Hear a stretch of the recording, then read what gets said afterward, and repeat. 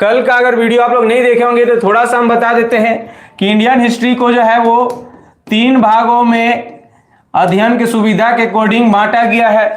पहला प्राग ऐतिहासिक काल, उसके बाद आदि ऐतिहासिक काल और ऐतिहासिक काल। प्राग ऐतिहासिक काल को हम लोग कल ही लिपट लिए थे, खत्म कर लिए थे। यहाँ आमतौर पे पाषाण काल को पढ़ा जाता है और पाषाण काल 3 भाग में था, कल ही हम लोग देख लिए, पूरा पाषाण, मध्य पाषाण और नवपाषाण। बताए थे नवपाषाण काल के अंत में मानव ने पहली धातु का खोज किया जिसका नाम तांबा था, और इस तरह से नवपाषाण के काल के बाद जो है वो ताम्रपाषाण काल प्रारंभ होती है। इसका अर्थ है कि यहां तांबा के साथ साथ पत्थर का भी प्रयोग कर ही रहे थे, इसीलिए ये तांबा और पत्थर का उपयोग कर रहे थे, इसीलिए इस कालखंड को जो है वो ताम्रपाषाण काल कहा गया। तो ये सारे चीजें जो है वो हम लोग कहां देखें तो प्राग ऐतिहासिक काल में। आज हम लोग आ रहे हैं आदि ऐतिहासिक काल में, और आदि ऐतिहासिक काल में जो मुख्य रूप से किसे रखा गया है तो सिंधु घाटी सभ्यता को रखा गया है। सिंधु घाटी सभ्यता, इस सभ्यता को कांस्य युगीन सभ्यता भी कहा जाता है। कांस्य युगीन सभ्यता भी कहा जाता है। क्यों? क्योंकि सिंधु सभ्यता में अर्थात आदि ऐतिहासिक काल में सबसे ज्यादा कांसा का प्रयोग हुआ है। अब ये कांसा कैसे बनाया जा रहा था तो कांसा जो था, कांसा है ना, ब्रॉन्ज,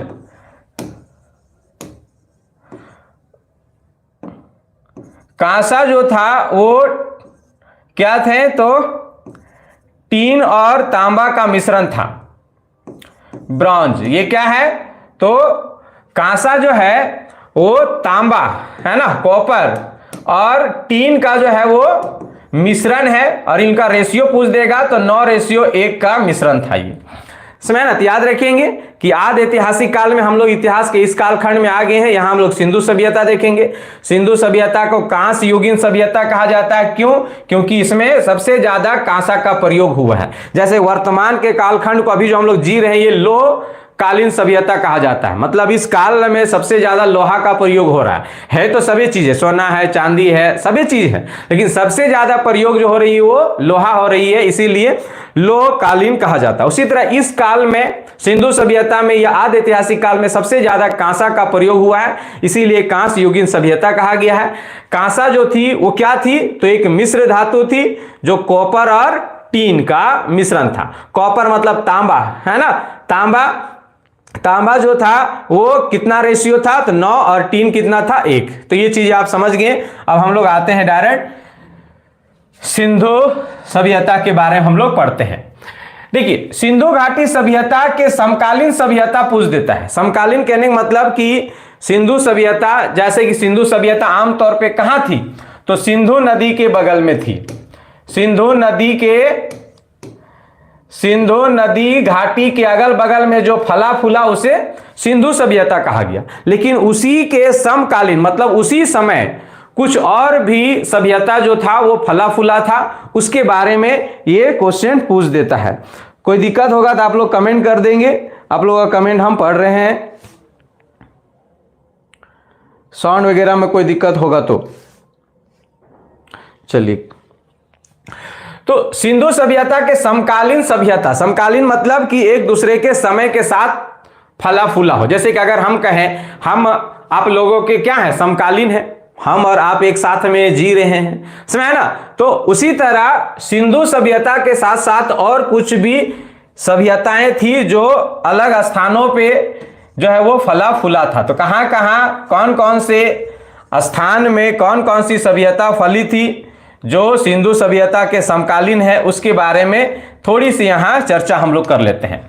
तो सिंधु सभ्यता के समकालीन सभ्यता कहा जाता है कि लगभग आज से लगभग 5000 वर्ष पहले है ना, 5000 वर्ष पहले जो है 4 विभिन्न स्थान पर है ना, कितने स्थान पर 4 विभिन्न स्थान पर जो है वो 4 सभ्यताओं का विकास हुआ था, जिसमें से सबसे प्राचीन जो था वो मेसोपोटामिया की सभ्यता, मेसोपोटामिया की सभ्यता, है ना। मेसोपोटामिया की सभ्यता ये कहां फला फूला था, तो याद रखेंगे इराक में। आप लोग मैप देख लेंगे कि मैप में इराक कहां है ना। आप लोग मालूम होना चाहिए ये भारत है, पाकिस्तान, अफगानिस्तान, ईरान, इराक, तो इस वाले क्षेत्र में ये सभ्यता जो फला फूला था, है ना। तो ये सभ्यता जो थी मेसोपोटामिया की सभ्यता, ये विश्व का सबसे प्राचीन सभ्यता है। ये चीजें आपको याद रखना है। तो विश्व का सबसे प्राचीन सभ्यता कौन है, तो मेसोपोटामिया की सभ्यता है ना। ये किन नदी को, आमतौर पे सभ्यताएं जो हैं वो किसी नदी के अगल बगल में फलता फूलता था। देखो यहां पर ही हम यहां पर ही मैप लगा रखे, ये देखिए आपका मेसोपोटामिया की सभ्यता है ये वाला, है ना। और उसके बगल में दो, इस देखो ये नदी आई हुई है ना। दो नदी के बीच में ये शहर फला फूला था, है ना। ऊपर साइड में है टिग्रिस नदी और नीचे साइड में है यूफ्रेटस नदी। तो ये दो नदियों के बगल में फला फूला था। कौन कौन सी नदी, तो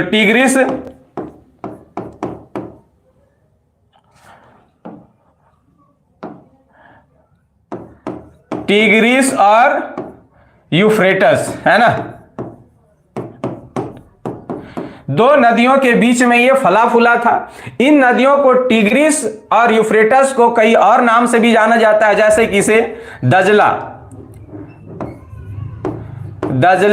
और इसे फरात के नाम से भी जाना जाता है। तो याद रखेंगे कभी कभी टिग्रिस एवं यूफ्रेटस नहीं देगा तो दजला एवं फरात देगा। तो ये चीजें आपको याद रखना है। तो मेसोपोटामिया की सभ्यता कहां फला फूला था, तो इराक में। कौन दो नदियों के बीच में फला फूला था, तो टिग्रिस एवं यूफ्रेटस। देख लो यहां पर ही मैप में दिखा दिए हैं, है ना।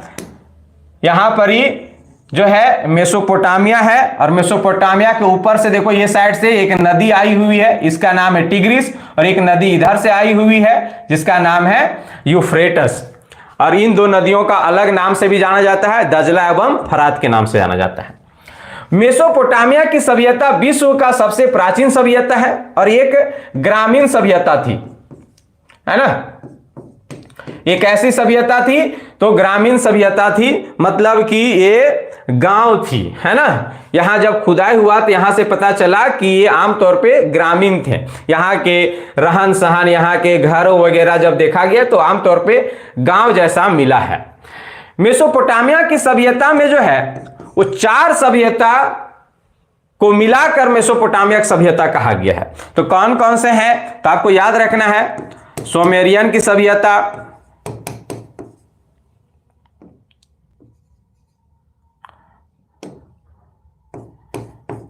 सुमेरियन की सभ्यता। दूसरा याद रखना है बेबीलोन की सभ्यता। तीसरा याद रखना है असरिया की सभ्यता और चौथा कैंड्रिया की सभ्यता। कैंड्रिया की सभ्यता, ये चार सभ्यता को मिलाकर जो वो मेसोपोटामिया की सभ्यता कहा जाता है। ये चीज याद रखेंगे। बेबीलोन सभ्यता की थोड़ी विशेषता याद रखना है। बेबीलोन की सभ्यता में ही सिकंदर का मकबरा है। आप लोग को मालूम होना चाहिए, या अगर नहीं पढ़े होंगे तो आगे चल के पढ़ेंगे, कि जब भारत में सिकंदर 326 बीसी में भारत में आक्रमण करता है और जब ये फिर लौट के वापस जाने लगता है तो इराक के बेबीलोन शहर में ही सिकंदर की मृत्यु हो जाती है। सिकंदर की क्या हो जाती है, मृत्यु हो जाती है। सिकंदर कहां का था, यूरोप का था, और ये मरा कहां, बेबीलोन में, मतलब इराक में। तो उसे वहां से ले जाने में बहुत काफी समय लग जाता, इसीलिए बेबीलोन में इसे क्या कर दिया गया था, तो दफना दिया गया है। तो सिकंदर का मकबरा कहां है, तो बेबीलोन में है। इसके अलावा बेबीलोन की और एक विशेषता याद रखना है। बेबीलोन में सिंचाई की व्यवस्था इस कंडीशन में है, जैसे कि मान लेते हैं ये इस तरह से है, मतलब यहां पर ही खेत है, फिर यहां ऐसे सिंचाई की व्यवस्था ऐसा किया गया है कि देखने में लगेगा कि ये झूल रहा है, मतलब ऐसे झूला जैसा, कैसे ऐसे जाते हैं फिर रिटर्न आते हैं। तो इस कंडीशन में यहां सिंचाई की व्यवस्था कहा गया। इसीलिए बेबीलोन की व्यवस्था विशेषता क्या है, तो झूलता हुआ बगीचा, झूलता हुआ बगीचा, तो झूलता हुआ बगीचा किसकी व्यवस्था है? तो बेबीलोन की, है ना। यह झूलता हुआ बगीचा कहाँ है? तो बेबीलोन में। बेबीलोन कहाँ? तो इराक में। याद रखेंगे ये किस सभ्यता के अंतर्गत सारे थे? तो मेसोपोटामिया की सभ्यता। थोड़ी सी अब यहां पर ही सुमेरियन की सभ्यता की विशेषता की बात करें तो सुमेरियन की सभ्यता जो थी वो मेसोपोटामिया के पश्चिम भाग में था। जैसे ये मेसोपोटामिया है तो इस वाले भाग में क्या था? तो सुमेरियन की सभ्यता थी और ये हल्की शहरी थी, है ना। ये कैसे थे? तो शहरी थी, मतलब कि ये लोग थोड़ी फैशन वाला, शहर वाला जैसा ही रहन सहन करते थे और इसीलिए कहा जाता है कि सिंधु सभ्यता के लोग कहां से आए थे? तो सुमेरियन की सभ्यता से आए थे। कभी कभी सुमेरियन की सभ्यता देगा ही नहीं तो आपका आंसर क्या होगा? पश्चिमी मेसोपोटामिया, है ना, क्योंकि पश्चिमी मेसोपोटामिया में कौन है? तो सुमेरियन की सभ्यता है और सुमेरियन की सभ्यता थोड़ी विकसित थे, शहर के जैसा ये जा रहे थे और हम लोग का सिंधु सभ्यता कैसी है? तो शहरी है। तो अब इसलिए इससे अंदाजा लगाया जाता है कि सिंधु सभ्यता में जो भी लोग आए हैं वो कहां से आए होंगे? तो सुमेरियन की सभ्यता से आए होंगे, है ना। तो ये चीजें आपको याद रखना। तो ये मेसोपोटामिया की सभ्यता की बात हम लोग देख लिए। तो पहला सिंधु सभ्यता का समकालीन सभ्यता कौन हुआ? तो मेसोपोटामिया की सभ्यता हुआ, है ना, जो विश्व का सबसे प्राचीन सभ्यता है और ये कैसी सभ्यता थी? तो ग्रामीण सभ्यता थी। अगला सिंधु सभ्यता की समकालीन सभ्यता की बात करें तो आपको याद रखना है मिस्र की सभ्यता। मिस्र की सभ्यता, है ना, मिस्री सभ्यता। मिस्र की सभ्यता किस नदी के बगल में फला फूला था? तो याद रखना है नील नदी, है ना, नील नदी के अगल बगल में ये फला था। तो नील नदी, है ना। तो मिस्र की सभ्यता नील नदी के बगल में फला फूला था। देखेंगे यहीं पर ही है मिस्र। आप लोग देखेंगे मैप में आप लोग को मिस्र नहीं मिलेगा, इजिप्ट मिलेगा, है ना। तो इजिप्ट, तो देखिए लोअर इजिप्ट, अपर इजिप्ट, तो यहीं पर ही जो था वो मिस्र की सभ्यता थी। नील नदी, ये देख रहे हैं ना, ये नील नदी, ये वाला, तो यही नील नदी के बगल में, है ना, क्या थी? तो मिस्र की सभ्यता। मिस्र की सभ्यता की अगर विशेषता की बात करें, इसकी क्या विशेषता थी और ये किस लिए प्रसिद्ध थी? तो याद रखेंगे मिस्र की सभ्यता एक विकसित सभ्यता थी और ये विकास मुख्य रूप से यहां के राजा फिरौन के नेतृत्व में हुआ था। तो मिस्र की सभ्यता का विकास किस राजा के नेतृत्व में हुआ था? तो फिरौन के नेतृत्व में हुआ था। इसके अलावा इसमें और क्या प्रसिद्ध है? तो याद रखेंगे पिरामिड, पिरामिड, है ना। मिस्र की सभ्यता किस लिए प्रसिद्ध है? तो पिरामिड के लिए प्रसिद्ध है। अब ये पिरामिड क्या है? तो देखिए ऐसे इमारत बनाते थे इन लोग खुद से, इसी को पिरामिड कहा गया है ना। बड़े बड़े चट्टानों, ईंटों को जो है वो इस आकृति में जो है वो आकार के रूप में बनाते थे, मतलब पूरा इकट्ठा कर देते थे, इसी को पिरामिड कहा गया है। तो याद रखेंगे, बोलेगा कौन सी सभ्यता पिरामिड के लिए प्रसिद्ध था? तो मिस्र की सभ्यता जो है वो पिरामिड के लिए प्रसिद्ध है। कौन सी सभ्यता राजा फिरौन के नेतृत्व में विकसित हुआ? तो याद रखेंगे मिस्र की सभ्यता। इसके अलावा और ये यहां पर ही क्या प्रसिद्ध था? तो सूर्य कैलेंडर प्रसिद्ध था। सूर्य कैलेंडर, सूर्य कैलेंडर जो है वो प्रसिद्ध था, मतलब सूर्य के अकॉर्डिंग इन लोग का कैलेंडर चलता था। इसके अलावा मम्मी, है ना, मम्मी एक प्रकार की केमिकल था। कहा जाता है कि इस केमिकल को लगा देने से कोई वस्तु जो है वो सड़ता गलता नहीं था। तो केमिकल मम्मी की खोज किस सभ्यता में हुई थी? तो मिस्र की सभ्यता में हुई थी। तो मिस्र सभ्यता में फेमस क्या क्या है? तो एक तो यहां का राजा फिरौन था, दूसरा यहां मिस्र की सभ्यता फेमस है पिरामिड के लिए, दूसरा सूर्य कैलेंडर के लिए और अगला मम्मी के लिए प्रसिद्ध है। ये मम्मी वो मम्मी डैडी वाला मम्मी नहीं है, एक प्रकार का ये केमिकल था। तो दूसरा सिंधु सभ्यता का समकालीन सभ्यता कौन थी? तो मिस्र की सभ्यता। आप लोग स्क्रीनशॉट लेते चलेंगे, पेन कॉपी निकाल के रखिए ताकि आप लोग लिखते चलें। चलिए अगला देखते हैं तीसरा नंबर कौन थी जो सिंधु सभ्यता की समकालीन सभ्यता थी? तो आपको याद रखना है चीन की सभ्यता। चीन की सभ्यता या इसे पीली नदी की सभ्यता भी कहा जाता है। पीली नदी की सभ्यता ये इसलिए कहा जाता है क्योंकि चाइना के ये पीली नदी दिख रहा है, इसी पीली नदी के बगल में जो है वो ये सभ्यता का विकास हुआ था, इसीलिए इसे चीनी सभ्यता या पीली नदी की सभ्यता के नाम से ही जाना जाता है। तो ये चारों एक दूसरे के समकालीन थे। सिंधु घाटी सभ्यता, दूसरा मेसोपोटामिया, तीसरा मिस्र की सभ्यता और चौथा चीनी की सभ्यता। ये चारों एक दूसरे के क्या थे? तो समकालीन थे। इसे आप लोग स्क्रीनशॉट मार लीजिए। तो यहां तक क्लियर हो गया? यहां तक किसी को कोई दिक्कत है तो आप लोग कमेंट कर सकते हैं।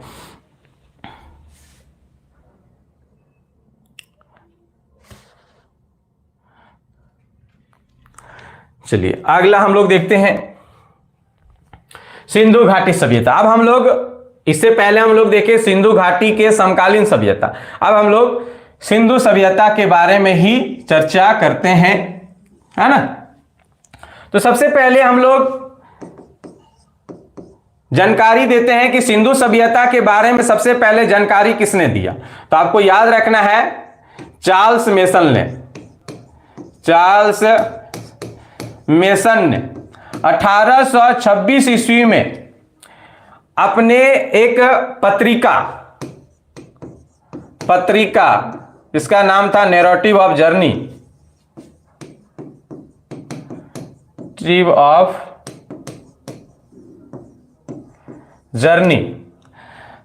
तो चार्ल्स मेसन ने अपना एक पत्रिका जो है वो प्रकाशित किया 1826 ईस्वी में, और उस पत्रिका का नाम क्या था? तो नैरेटिव ऑफ जर्नी। सिंपल सा आप ऐसे याद रखिए, चार्ल्स मेसन एक व्यक्ति था जो कई स्थानों का भ्रमण करता था, घूमने का शौक रखता था, और कहीं कुछ विशेष चीजें अगर उसे देखने को मिलता था तो वो अपना डायरी वगैरह में लिखते चलता था। और इस तरह से जितना भ्रमण किया उसके बाद जो भी चीज उसे खास लगी वो अपना नोट में लिखते गया, अपने पत्रिका में मतलब अपना डायरी में लिखते गया, और वो फिर पब्लिश करा दिया। मतलब कि अब पूरा देश के लोग पढ़ सकते हैं कि कहां क्या क्या चीज इसने देखा है। तो नैरेटिव ऑफ जर्नी इसका पुस्तक का नाम है। कब ये पब्लिश किया? 1826 ईस्वी में। और इसी पुस्तक में जो है वो सिंधु घाटी सभ्यता के बारे में जानकारी दिया। कहा कि हम लोग यहाँ घूमने गए थे तो यहाँ कुछ ऐसी चीजें हमें मिला जिससे हमें अनुभव होता है कि यहाँ कुछ साल पहले जो है लोग रहा करते होंगे, ऐसा इसे अनुभव हुआ, और ये अपना पत्रिका में छाप दिया। इस पत्रिका को देखते हुए अलेक्जेंडर कनिंघम ने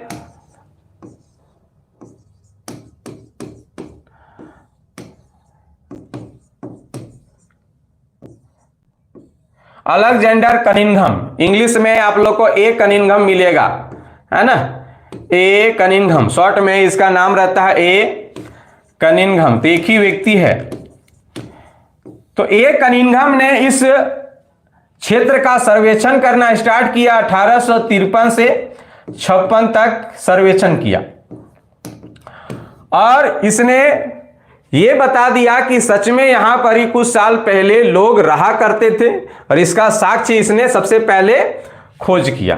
तो क्वेश्चन में ये कहता है कि सिंधु सभ्यता का सबसे पहला पुरातात्विक स्रोत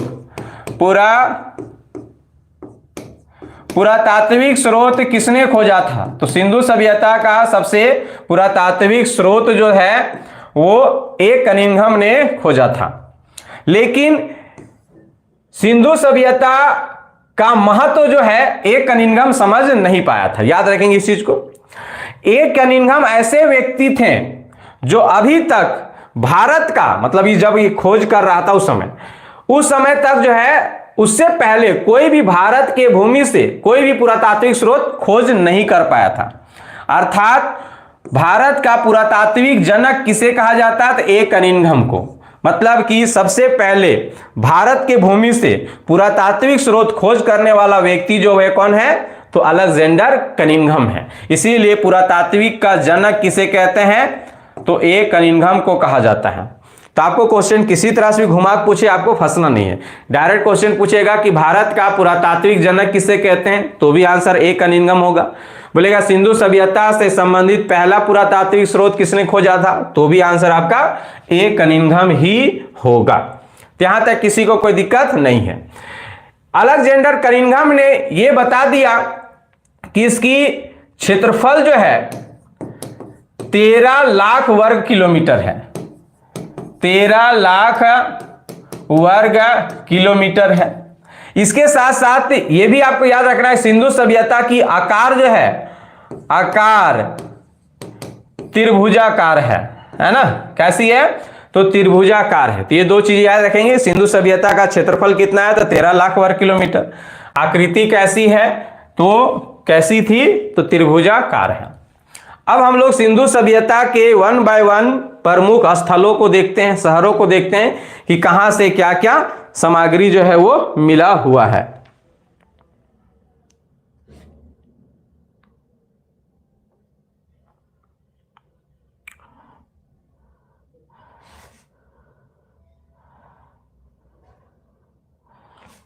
चलिए, तो सिंधु घाटी सभ्यता के प्रमुख नगर जो है वो कौन है, तो हड़प्पा है।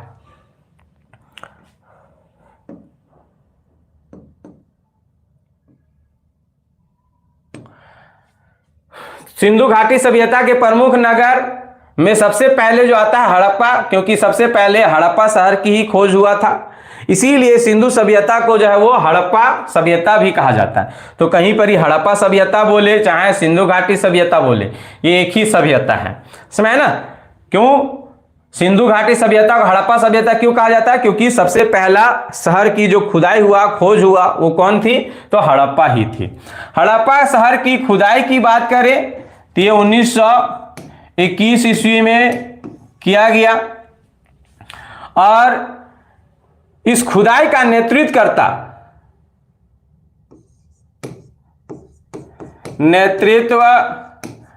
की बात करें तो नेतृत्वकर्ता जॉन मार्शल थे।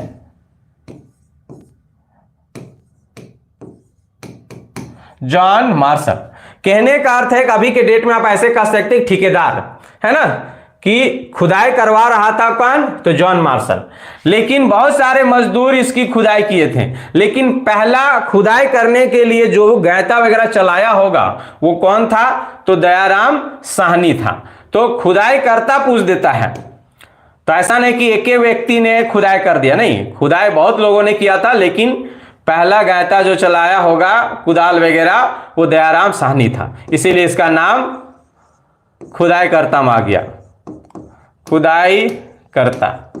तो खुदाई करता कौन था, तो दयाराम साहनी।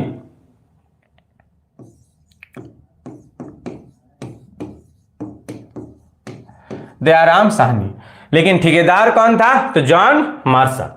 अब थोड़ी सी यहां पर यह समझेंगे कि सिंधु सभ्यता का कालखंड पूछ देता है, कालखंड कि सिंधु सभ्यता कितना साल पहले यहां पर ही लोग रहा करते थे, कालखंड पूछ देगा। कालखंड, तो इसकी कालखंड की बात करें तो कई इतिहासकारों ने इसकी कालखंड को लेकर भिन्न भिन्न जवाब दिए हैं।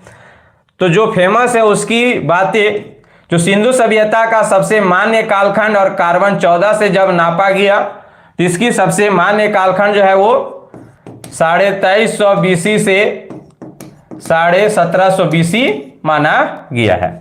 वही बात करिए जॉन मार्शल जो ठेकेदारवा है, जॉन मार्शल, तो इसके अकॉर्डिंग जो है सिंधु सभ्यता, इधर लिख रहे हैं 3250 BC से लेकर 2750 BC तक का कालखंड रखा गया। तो कई बार ये क्वेश्चन पूछा हुआ है सिंधु सभ्यता का सबसे मान्य कालखंड, तो याद रखेंगे 2350 से 1750 BC। जॉन मार्शल के अकॉर्डिंग सिंधु सभ्यता का कालखंड तो 3250 से 2750 BC आपका सही आंसर होगा। अब देखते हैं कि दयाराम साहनी ने तो खुदाई कर दिया, पूछ देता है कि किस नदी के बगल में था। ये हड़प्पा शहर जो खुदाई हुआ तो इस हड़प्पा शहर किस नदी के बगल में था? तो याद रखना है ये रावी नदी के बगल में थी। रावी नदी आजकल थोड़ा सा और खोखर के पूछ दे रहा है, तो ये रावी नदी के बाएं तट पे थी, बाएं तट पर। कहने का अर्थ है जैसे कि ये सिंधु नदी चाइना से उद्गम होते करते जम्मू कश्मीर से ऐसे आया, ये सिंधु नदी के कई सहायक नदी है, झेलम नदी, चिनाब नदी, रावी नदी, है ना। तो यही रावी नदी, तो ये रावी नदी आ रहा है और यही रावी नदी के बाएं साइड में, मतलब इस साइड में ये शहर का विकास हुआ है जिसका नाम क्या था? तो हड़प्पा। तो सिंधु नदी किस नदी के बगल में थी? सॉरी, हड़प्पा शहर किस नदी के बगल में थी? तो रावी नदी के बगल में थी। और किधर थी? तो बाएं तट पे थी। ये भी आपको याद रखना है। देखिए कभी कभी क्वेश्चन में रावी नदी देता ही नहीं है ना, रावी नदी नहीं देता है, रावी नदी के जगह में परुसनी दे देता है। तो देखिए वैदिक काल में इन नदियों का नाम जो है वो रावी हो गया, चाहे सतलज हो गया, चाहे सिंधु, ये नहीं मिलता है, अलग मिलती है। तो रावी नदी को वैदिक काल में इसकी नाम जो है वो परुसनी मिलता है। तो याद रखेंगे परुसनी कभी कभी ऑप्शन में देगा कि बोलेगा हड़प्पा नगर निम्न में से किस नदी के बगल में थी। अब सबको रट्टा मार ले रावी रावी, अब रावी है ये नहीं है, तो आप उस समय क्या मारेंगे? तो परुसनी नदी को मारेंगे। तो यहां तक खुदाई करता वगैरह में कोई दिक्कत नहीं है। अब देखते हैं कि सिंधु सभ्यता के पहला शहर हड़प्पा के खुदाई के दौरान क्या क्या मिले हैं। तो आप लोग ये स्क्रीनशॉट मार लेंगे, इसको हम मिटा रहे हैं।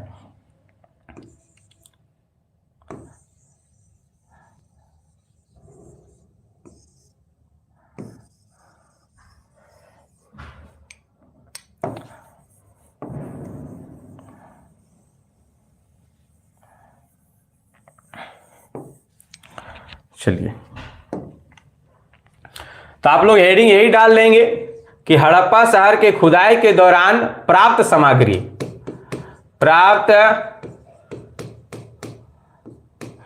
प्राप्त सामग्री। तो पहला आपको याद रखना है कि जब हड़प्पा शहर की खुदाई हुई तो यहां से जो है वो श्रमिक आवास मिले, श्रमिक आवास। मतलब कि यहाँ के जो घर जो थे, इस घर को देख के लगा कि यहाँ के लोग जो है वो श्रमिक होंगे, मतलब कि काम काज मजदूर होंगे, समझ ना। जैसे कि यहाँ पर ही देख सकते हैं कि यहाँ पर ही ये खुदाई होने के बाद यहाँ के शहर के कुछ घरों का साक्ष्य मिला हुआ है। तो ये श्रमिक आवास थे। अब कैसे पता चलता है कि ये श्रमिक आवास है? मान लेते कि आप किसी का घर गए तोड़फोड़ करने, अब उसका घर से मिल रहा है गैता, कोड़ी, है ना, टोकरी, मतलब कि ऐसे चीज मिल रहे हैं जिससे मजदूरी किया जाता है। इससे क्या पता चलेगा कि वो श्रमिक का आवास होगा। लेकिन किसी का घर गए पता चल रहा है वहां बुलेट मिल रहा है, कार मिल रहा है, समझ ना, लैपटॉप मिल रहा है, तो ये क्या मानेंगे? कोई श्रमिक होगा? नहीं, वो क्या होंगे? तो वो मतलब कि थोड़ा विकसित वाला होगा। तो ये श्रमिक आवास। अब कैसे पता चल रहा श्रमिक आवास है? तो इसके घरों से जो है वो क्या मिला है? तो कुम्हार का चाक, कुम्हार का चाक मिला है ना। क्या मिला है? तो कुम्हार का चाक मिला है। इसके अलावा सबसे इंपॉर्टेंट यहां से अन्नागार मिला है, अन्नागार। अब ये अन्नागार क्या होता है? तो अनाज रखने का घर को अन्नागार कहते हैं। आजकल भी गांव में चले जाएगा देखिएगा कि एगो कमरा होगा, चाहे दो कमरा ऐसे होंगे जिसके घर जैसा खेती होता है। आजकल तो खरियाने से खरियान बेच देते हैं, लेकिन अभी भी गांव घर में क्या होता है, या अगर आप लोग 10-15 साल पीछे चले जाएंगे और गांव से होंगे तो आपको देखने को मिलेगा कि ये घर में खांचा ऊंचा में जो है वो धान वगैरह को रखा जाता था। तो वैसे घर या वैसे कमरा जिसमें जो है अनाज वगैरह रखा जाता था उसे अन्नागार कहा जाता है। अब ये अन्नागार कहां से मिला है? तो देखिए ये जो रावी नदी है, रावी नदी के बगल में ही क्या हुआ है? तो ये शहर है। रावी नदी के बगल में जो है वो दो पंक्ति में, मतलब ऐसे 1 2 3, एक पंक्ति ये वाला हो गया, फिर इधर से 1 2 3, 2 पंक्ति में 6 अन्नागार का साक्ष्य मिला है। याद रखेंगे यहां से कितने अन्नागार मिला है, तो 6 अन्नागार। कितने पंक्ति में, तो 2 पंक्ति में मिला है ना, 2 पंक्तियों में मिला है। अब जब इस घरों का जो है वो लंबाई और चौड़ाई नापा गया, जैसे मान लेते हैं यहीं पर ही कोई, यहां पर ही जो है वो घर का कुछ ईंट वगैरह देखिए ऐसा मिल रहा है, तो इसके लंबाई गुने चौड़ाई होगा ना जी, कि कितना लंबाई था कितना चौड़ाई था।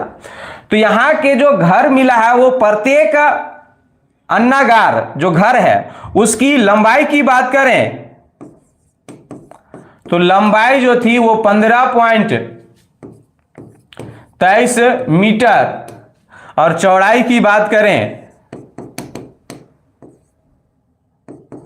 तो चौड़ाई जो थी वो 6.09 मीटर थी। तो याद रखेंगे कि अन्नागार, हड़प्पा के अन्नागार के लंबाई कितनी थी, तो 15.23 मीटर, जबकि चौड़ाई कितनी थी, तो 6.09 मीटर थी।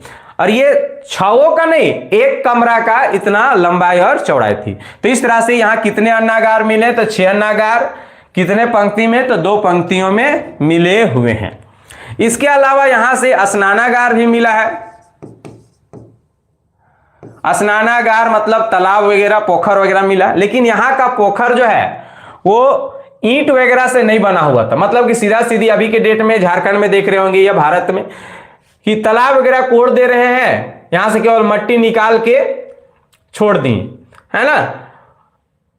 तो ये क्या होगा कि धीरे धीरे यहां फिर से कादो कीचड़ से भरते हुए फिर से क्या हो जाएगा, भर जाएगा। तो उसी तरह यहां पर ही भर गया है। तो केवल अंदाजा लगाया गया है कि यहां के मिट्टी को देखकर कि यहां की मिट्टी कमजोर है, इसका मतलब यहां तालाब होगा। लेकिन ये तालाब कितना लंबा था, कितना चौड़ा था, कितना गहरा, ये ज्ञात नहीं किया जा सका है। तो ये चीजें आपको यहां पर ही याद रखना है। इसके अलावा और क्या यहां से मिला है, तो आप ऐसे याद रखेंगे कि घर का खुदाई हो रहा है तो वहां से कुम्हार का चाक मिला, इससे पता चला कि ये श्रमिक आवास था। घर में अनाज वगैरह मिला तो अन्नागार, बगल में तालाब वगैरह मिला तो स्नानागार। अब नहा लिए तो पूजा पाठ करते थे, तो पूजा पाठ करने के लिए यहां से एक मूर्ति मिला जिसका नाम पड़ा मातृ देवी की मूर्ति, है ना, मातृ देवी। तो मातृ देवी एक प्रकार का जो सिंधु सभ्यता में सबसे ज्यादा प्राप्त की गई मूर्ति है। इसीलिए कहा जाता है कि सिंधु सभ्यता जो थी वो मातृ सत्तात्मक सभ्यता थी, मतलब माताओं को पूजने वाली ज्यादा थे यहां पर ही, है ना। क्योंकि सबसे ज्यादा किस देवी का यहां पर ही मिला है मूर्त, तो मातृ देवी का मूर्त मिला है। तो यहां तक समझ में आ गया कि मातृ देवी का मूर्त मिला है। इसके अलावा बात करें यहां से और क्या मिला है, तो यहां से जो है एक स्त्री के गर्भ से, स्त्री के गर्भ से जो है एक पेड़ निकला हुआ है ना, एक पौधा निकला हुआ है। इसीलिए इसे उर्वरता की देवी कहा गया है।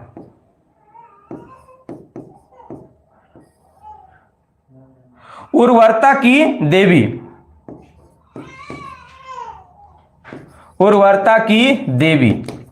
तो एक स्त्री के गर्भ से पौधा निकला हुआ है और ये कहां से पाया गया है, तो हड़प्पा शहर से पाया गया है और इसे उर्वरता की देवी कहा गया है। तो यहां तक किसी को कोई दिक्कत होगा तो आप लोग कमेंट कर सकते हैं।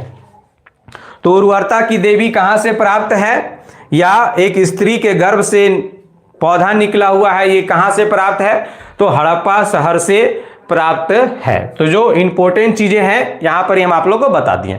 इसके अलावा कुछ और इंपॉर्टेंट है तो इधर लिख रहे हैं, आप लोग ये सबको स्क्रीनशॉट लेते चलेंगे। इसके अलावा यहां से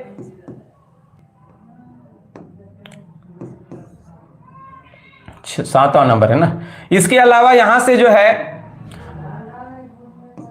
एक कब्रिस्तान मिला है ना, जिसे RS 37 का कब्रिस्तान कहा गया है। कब्रिस्तान तो RS-37 का कब्रिस्तान कहां से मिला है?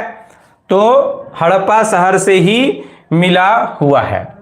इसके अलावा यहां से आपको एक चीज और याद रखना है,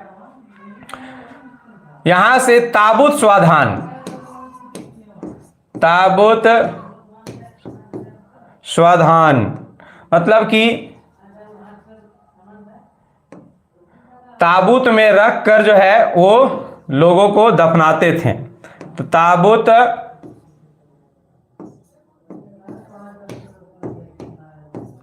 स्वाधान का साक्ष्य यहां से मिला हुआ है।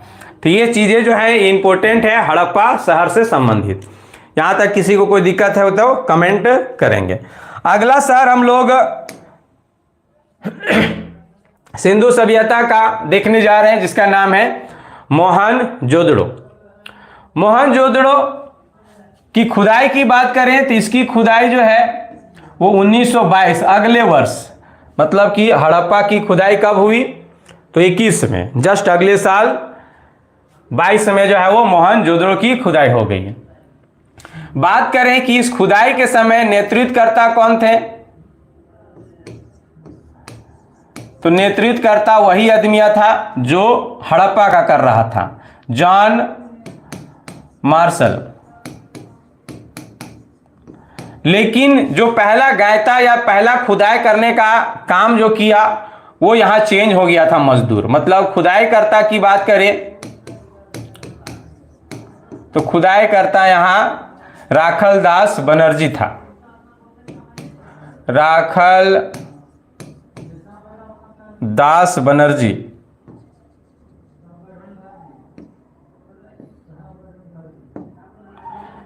राखल दास बनर्जी, उसमें दयाराम साहनी था, इसमें राखल दास बनर्जी है। नदी की बात करें कि किस नदी के बगल में थी, तो ये सिंधु नदी के ही बगल में थी। देखिए, हालांकि इस सभ्यता का नाम सिंधु घाटी सभ्यता पड़ा है, लेकिन ऐसा नहीं कि केवल सारे शहर जो वो सिंधु नदी के बगल में थे। इससे पहले का शहर हम लोग हड़प्पा देखे वो रावी नदी के बगल में थे। तो देखिए, ये सिंधु नदी और सिंधु नदी के सहायक नदियों के अगल बगल में भी जो शहर बसे हुए थे वो सिंधु नदी के अंडर में ही काउंट किया गया है। तो ये चीजें आपको याद रखना है। ऐसा नहीं है कि सिंधु सभ्यता नाम है तो सारा शहर सिंधु नदी के बगल में होगा, नहीं होगा। तो ये किस नदी के बगल में था? तो ये सिंधु नदी के बगल में था। इससे पहले वाला रावी नदी के बगल में था, जिसे परुसनी कहा जाता था। यहां तक किसी को कोई दिक्कत नहीं। मोहनजोदड़ो जो यहां नाम पड़ा है, इसका मीनिंग होता है, अर्थ होता है। तो मोहनजोदड़ो का अर्थ है मृतकों का टीला।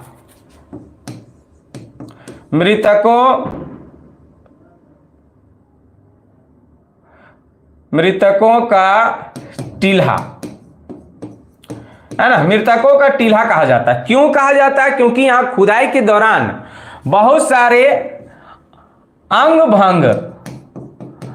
भंग जो है वो क्या मिले हैं? तो हड्डियां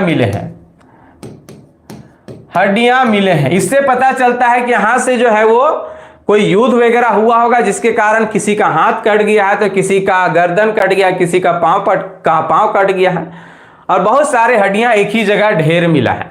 तो याद रखेंगे, मोहनजोदाड़ो का अर्थ क्या होता है? मृतकों का टीला।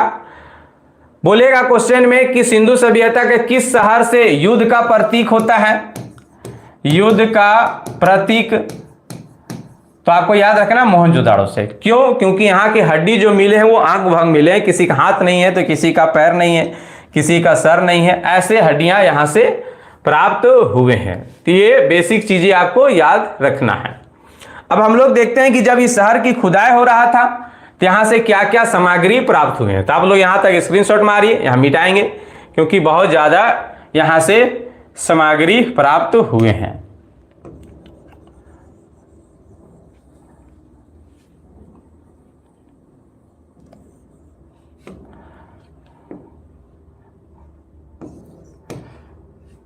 तो आप लोग हेडिंग डाल लेंगे, प्राप्त सामग्री, है ना। तो प्राप्त सामग्री जो थे सबसे पहला तो आपको याद रखना है कि सिंधु सभ्यता का सबसे विकसित शहर की बात करें तो शहर जो था वो मोहनजोदड़ो था। तो यहां से आमतौर पे जो घर मिले हैं वो घर पुरोहित थे, है ना, पुरोहित आवास मिले हैं।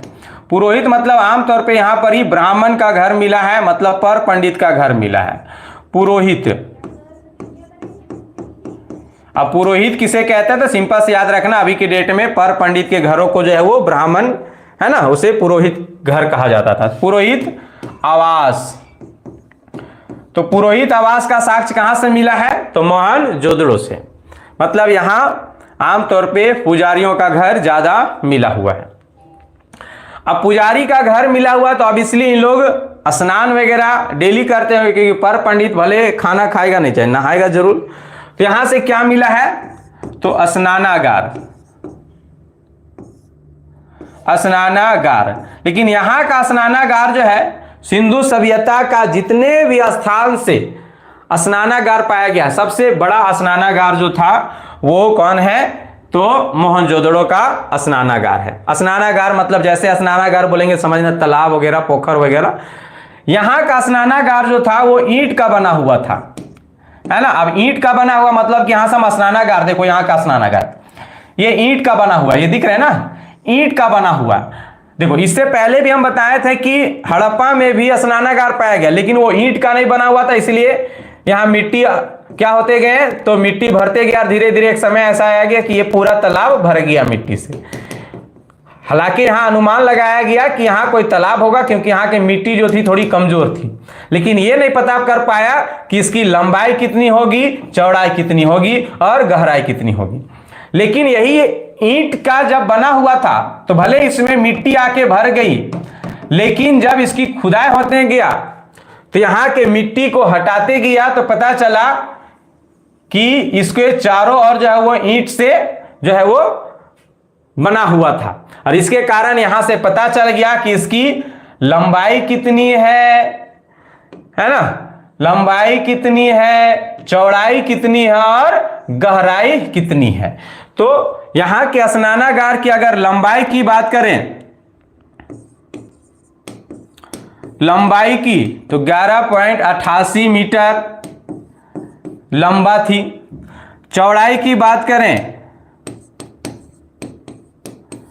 चौड़ाई की तो यहां की स्नानागार 7.01 मीटर चौड़ाई थी, और गहराई की बात करें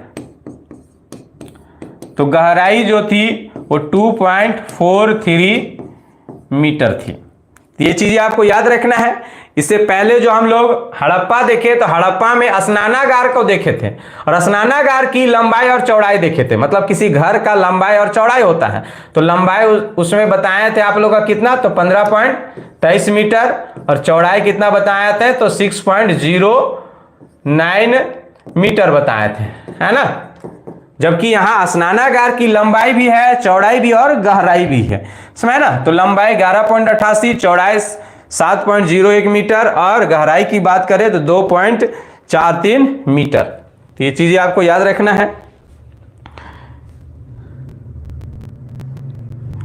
चलिए अगला हम लोग देखते हैं। यहां से दो चीजें हम लोग देख लिए, आप लोग स्क्रीनशॉट लेते चलेंगे क्योंकि हम यहां मिटाते भी चलेंगे। तो यहां से दो चीजें देख लिए, पुरोहित आवास, स्नानागार। अब आप लोग को याद रखना है कि स्नानागार तालाब वगैरह थे, तो ठंड के दिन में आप अनुमान कीजिए कि ठंड के दिन में आप तालाब में नहाने में जाने में थोड़ा सा अस्कत लगेगा। तो इन लोग थोड़े ज्यादा विकसित थे, तो घरों में इन लोग कुआं भी बनाए रखे थे। तो कुआं का साक्ष्य, तो बोलेगा कुआं का साक्ष्य कहां से मिला है, तो कुआं का साक्ष्य भी कहां से मिला है तो मोहनजोदड़ो से ही मिला है। तो जिस अकॉर्डिंग आपको पढ़ा रहे हैं उसी अकॉर्डिंग याद रखेंगे तो ज्यादा समझ में आएगा। तो पहला पुरोहित आवास मतलब पंडित है, पंडित क्या किया, नहाया कहां पर ही तालाब में। ठंडा के दिन में तालाब नहीं नहाने गया, कहां गया तो कुआं में। अब पंडित है, डेली नहाया, और क्या पहनेगा धोती। धोती किससे बनता है तो आपको याद रखना है कपास। तो कपास का साक्ष्य कहां से मिला है तो कपास का साक्ष्य भी मोहनजोदड़ो से मिला है। तो सिंधु सभ्यता में सबसे पहले कपास उगाने का साक्ष्य मिला है। ये चीजें आपको याद रखना। देखिए, सिंधु सभ्यता में कई फसल होते थे, लेकिन सिंधु सभ्यता की अगर बात करें पूरे ओवरऑल, ऐसा नहीं कोई शहर का, पूरे ओवरऑल की बात करें तो सिंधु सभ्यता की मुख्य फसल की बात करें तो गेहूं और जौ थी, है ना, गेहूं और जौ थी। लेकिन भिन्न भिन्न शहरों में जो है कुछ एक्स्ट्रा भी मिला हुआ है। लगभग सभी शहरों में गेहूं और जौ मिला है, लेकिन मोहनजोदड़ो से कपास का साक्ष्य मिला है। तो कपास ऐसे याद रखेंगे, नहाया, धोती पहना, धोती क्या चीज बनता है तो कपास से, है ना, तो कपास ऐसे आपको याद रखना है। अब याद रखेंगे कि यूनानियों ने, मतलब यूरोप वाले, यूनानियों जो है, यूनानी के लोग जो थे, मतलब यूनान के जो लोग हुआ करते थे, सिंधु सभ्यता के लोगों को सिंडन या फुलोनो कह के बुलाते थे, और खास करके उन व्यक्तियों को बुलाते थे जो लोग कपास का खेती करते थे। तो कई बार ये क्वेश्चन बोलता है कि यूनान के लोगों ने सिंधु वासियों को किस नाम से पुकारते थे, तो सिंडन या फ्लोनो आपको याद रखना है। तो कैसे याद करना है कि पंडित है, नहा लिया, कहाँ नहाया तो स्नानागार में, स्नानागार में नहीं नहाएगा तो कहाँ नहाएगा, कुआं में नहाया, फिर धोती पहन लिया। अब क्या करेगा, पूजा पाठ करेगा। तो पूजा पाठ किसे करता था, तो पशुपति शिव को करता था, है ना,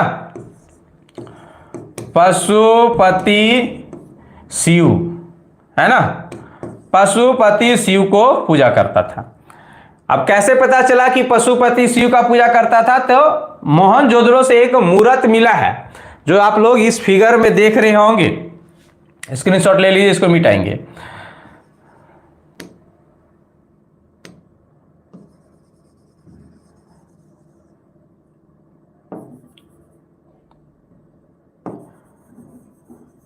तो देखिए, यहां से एक मूर्त मिला है जो योगी अवस्था में बैठा, मतलब कि वैसे जो पूजा पाठ करते हैं उस अवस्था में बैठा हुआ है, जो योगा वगैरह करते हैं, और उसके अगल बगल में कुछ पशुओं का चित्र मिला है। जैसे कि देखिए यहां पर ही जो है वो हाथी का साक्ष्य है। तो पशुपति शिव बोलता है कि पशुपति शिव के बगल में कितने जानवर का साक्ष्य मिला, या कौन कौन से जानवर का, तो पहला तो आपको याद रखना हाथी का साक्ष्य मिला है। उसके बाद देखिए ये साइड में गेंडा है ना, गेंडा का साक्ष्य मिला है।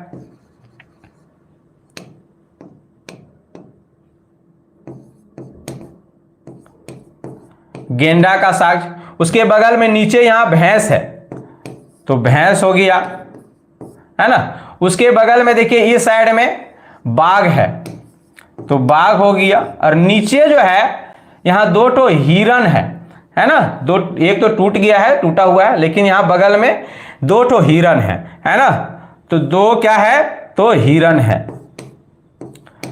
तो कई बार ये क्वेश्चन को पूछता है कि मोहनजोदड़ो से प्राप्त पशुपति शिव के मूर्त में कौन से जानवर का साक्ष्य नहीं मिला है। तो आपको इनमें से कोई ऑप्शन रहेगा, इनमें से मतलब कि हाथी रहेगा, गेंडा रहेगा, भैंस रहेगा, बाघ, और इनमें से यहां में से जो है उनके अलावा कोई एक ऑप्शन में रहेगा। जैसे कि गाय दे दिया तो गाय को मार के आना, क्योंकि गाय यहां नहीं मिला है ना। तो पशुपति शिव में कौन कौन से जानवर का साक्ष्य मिला है, तो हाथी, गेंडा, भैंस, बाघ और दो ठो हिरन मिला है। और किधर किधर है ये भी याद रख लेना है। पशुपति शिव के लेफ्ट में ये साइड में हाथी और बाघ है ना, देखो ये हाथी है और यहां बाघ है, बाघ, और ये साइड में गेंडा है और भैंस है ना, और नीचे जो है वो दो ठो हिरन है। तो ये ध्यान से देख लेना है कि कहां पर ही क्या क्या चीजें हैं। तो ये 5 चीजें देखें, इसके अलावा और भी चीजें देखेंगे तो थोड़ा सा मिटा रहे हैं आप लोग, स्क्रीनशॉट ले लेंगे।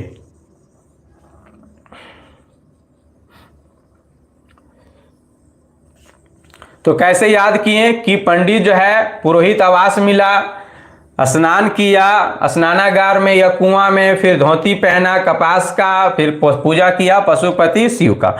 पशुपति शिव योगावस्था में बैठा हुआ है, लेफ्ट में जो है वो हाथी और बाघ है, राइट में गेंडा और भैंस है, और नीचे जो है वो 2 ठो हिरन है। अब इसने पूजा पाठ कर लिया। अब आप लोग देखते होंगे पूजा पाठ करने का, अभी हम लोग देखते होंगे अभी के वर्तमान से तुलना करके हिस्ट्री पढ़िएगा तो ज्यादा समझ में आएगा। तो वर्तमान में क्या होता है कि कोई भी चीज हम लोग पूजा पाठ करने के बाद देखिएगा कि एक प्रोग्राम करवा देते हैं, डांस प्रोग्राम या ये फलना ढकना। तो उस समय भी ये लोग मनोरंजन करते थे।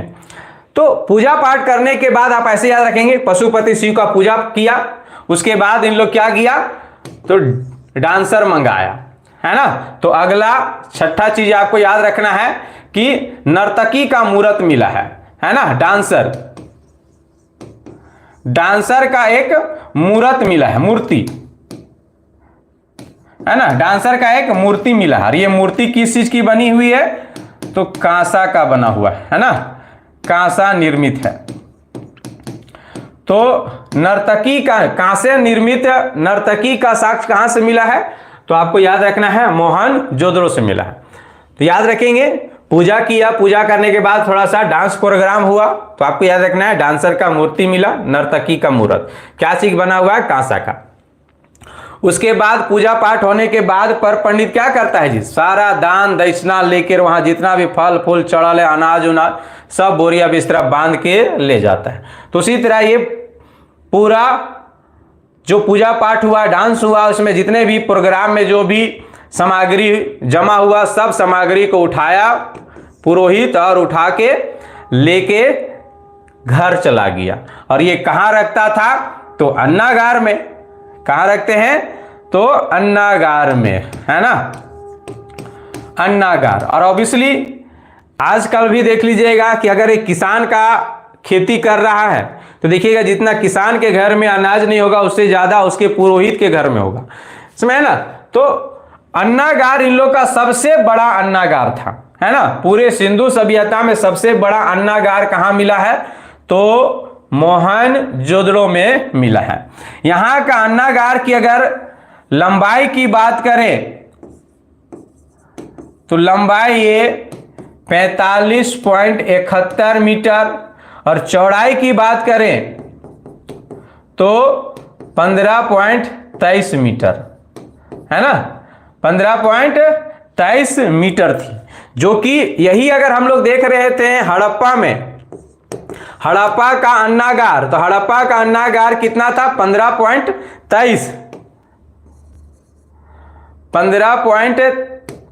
15.23 मीटर इसकी लंबाई थी। जो इसकी यहां लंबाई थी, यहां इसकी चौड़ाई है ना। ये चीजें आपको याद रखना है। तो सबसे बड़ा अन्नागार कहां पे पाया गया है, तो मोहनजोदड़ो में पाया गया है ना। सबसे लंबी और चौड़ी चौड़ी सड़कें भी कहां पाए गए हैं, तो मोहनजोदड़ो में ही पाया गया है। तो इंपॉर्टेंट जो चीजें थे यहां से वो हम आप लोग को बता दिए,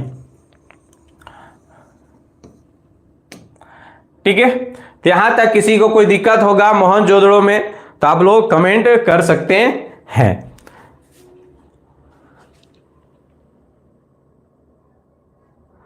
चलिए, तो आज हम लोग मोहनजोदड़ो का शहर के जितने भी सामग्री था वो हम लोग चर्चा कर लिए। नेक्स्ट क्लास में हम लोग सिंधु सभ्यता के सारे चीजों को डील कर लेंगे और देख लेंगे कि और कौन कौन से ऐसे शहर हैं जो इंपॉर्टेंट है एग्जाम के दृष्टिकोण से। तो आज हम लोग देख लिए हड़प्पा और मोहनजोदड़ो, है ना। इससे संबंधित आप लोग जो है वो सेट वगैरह जाके जो है वो मार सकते हैं और देखेंगे कि किस तरह के क्वेश्चन पूछते हैं। चलिए, मिलते हैं नेक्स्ट वीडियो में, तब तक के लिए गुड बाय। 9 बजे आप लोग आ जाएंगे।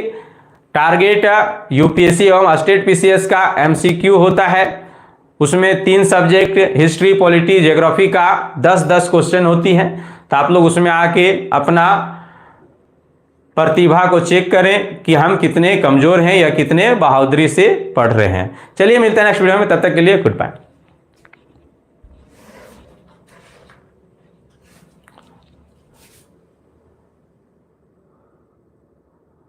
का नाम है सुतका गेंडोर, है ना। अगला शहर कौन सा है हम लोग का? सुतका गेंडोर। दो शहर हम लोग देख लिए, हड़प्पा और मोहनजोदड़ो। आज हम लोग तीसरा शहर देखने वाले हैं, सुतका गेंडोर। सुतका गेंडोर की बात करें, इसकी खोजकर्ता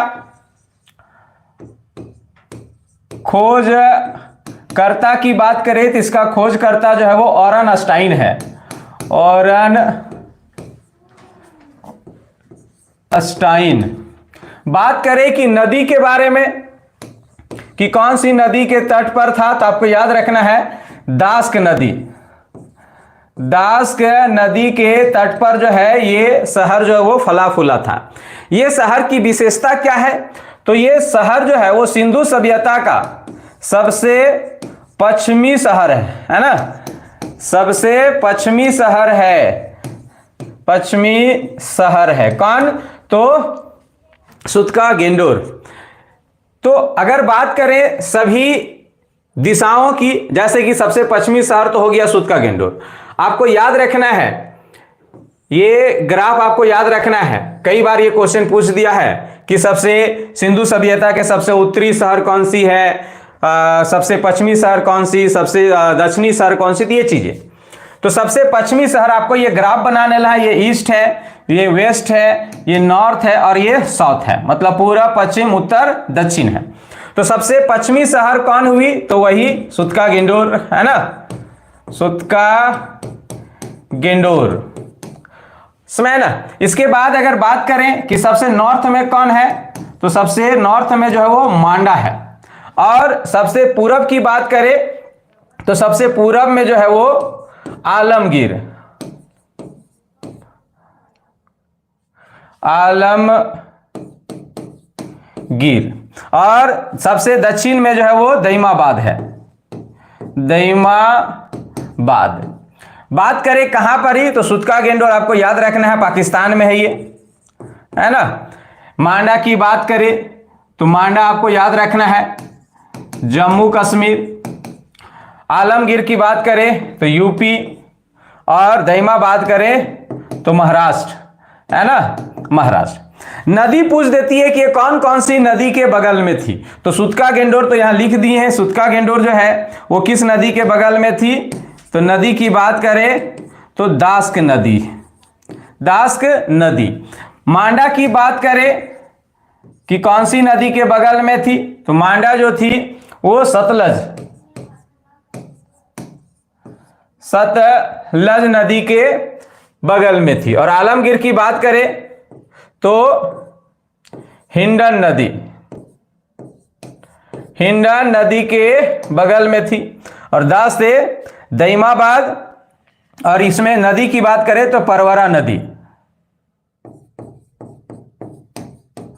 परवरा नदी है ना, परवरा नदी के बगल में थी। तो ये चीज आपको याद रखना है। अब कैसे याद रखेंगे, तो सुबह आप एक्सरसाइज कीजिए, और एक्सरसाइज करने के समय आप ऐसे कीजिए, है ना। सबसे पश्चिमी सुतका गेंडोर, ऊपर में ऐसे छुइए, ये हो जाएगा मांडा। फिर दक्षिण में आलमगीरपुर, है ना, आलमगीरपुर, है ना। उसके बाद दक्षिण में दईमाबाद, दा से दक्षिण, दा से दईमाबाद। एक बार नदी का नाम ये कौन सा हो गया, दास्क नदी, है ना, सॉरी चिनाव नदी, सतलज लिख दिए, चिनाव नदी,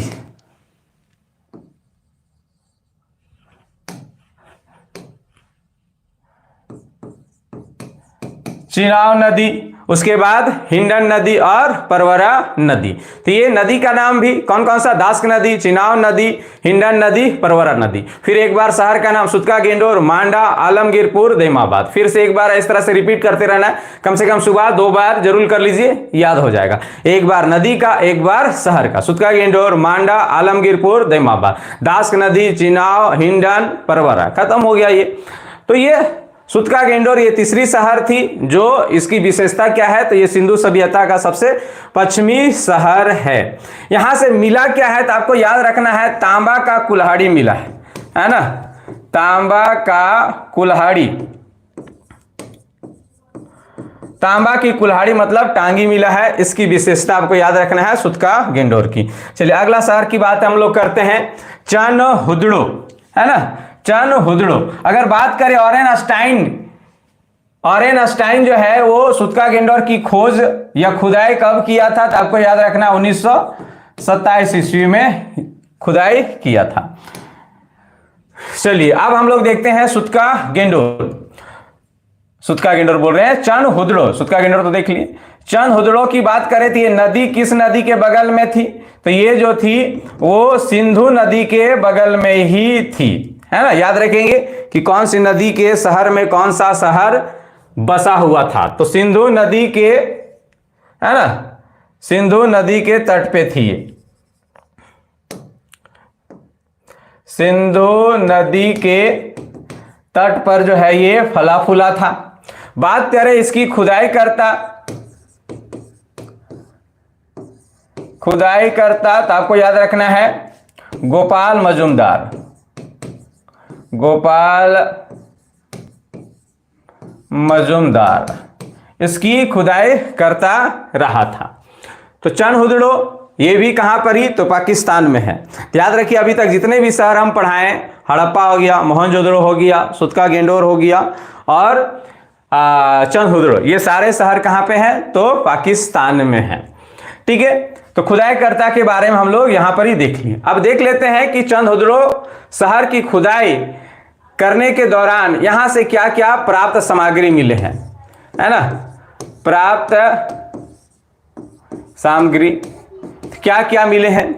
तो सबसे पहले इसकी विशेषता वगैरह क्या क्या थी उसके बारे में हम लोग चर्चा करते हैं। तो सबसे पहले आपको यहां याद रखना है कि यहां फीमेल के वस्तुएं मिले हैं, मतलब ज्यादातर यहां फीमेल की वस्तु मिली है। जैसे फीमेल की बात करें तो मेकअप वगैरह का, मेकअप किट वगैरह मिला है ना। जैसे कि लिपस्टिक हो गया, कंघा हो गया, पाउडर हो गया, मतलब कि आमतौर पे हम लोग कह सकते हैं मेकअप किट मिला है यहां से। तो फीमेल के सपरने वाला, है ना, काया पलक जो है सामग्री उसे यहां से मिला हुआ है। दूसरी बात करें यहां पर फीमेल की ज्यादा चलती थी, समझे ना। कैसे याद कराने की, कैसे कह सकते हैं यहाँ फीमेल की ज्यादा चलती थी?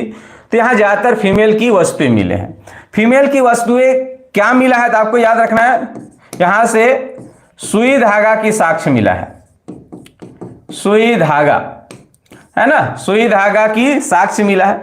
तो अब इसलिए सुई धागा आमतौर पे देखते होंगे कि माता सभी जो है वो फटे उटे कपड़ों को सिलती है ना। तो सुई धागा पिता का क्या है? पिता पूरा पूरा पीछे फट जाए तो पिता कोई फर्क नहीं पड़ता, हो जाओ खेल उधर, लेकिन माता पकड़ के ला के सी देगी, है ना। तो सुई धागा का साक्ष्य यहां से मिला है। इसके अलावा यहां से और क्या मिला है? तो यहां से आपको याद रखना है कांसे की गुड़िया मिला है। कांसे की गुड़िया, है ना, कांसे की गुड़िया, खिलौना मिला है। आजकल नहीं देखते, अगर अभी भी देखते होंगे कि लड़की वगैरह थोड़ा सा चलने फिरने लगती है, देखिएगा उसको गुड़िया उड़िया दे दीजिए तो खेलते रहेगी, घर दूरा खेलते रहेगी। लेकिन लड़का सबको ये गुड़िया उड़िया का मतलब नहीं है, समझे ना। तो कांसे से संबंधित 3 चीजें क्वेश्चन में पूछती है, ध्यान से समझेंगे। बोलेगा कांसे की नर्तकी, है ना, मतलब डांसर, डांसर की मूर्त कहां से मिला है। दूसरा बोलेगा कांसे की आईना, आईना कहां से मिला है। और तीसरा ये कांसे की गुड़िया कहां से मिली है। तो ये सभी आपको याद रखना है। कांसे की गुड़िया तो आप लोग देख लिए कहां से? चंद हुदड़ो से, है ना, चंद हुदड़ो से मिला हुआ है।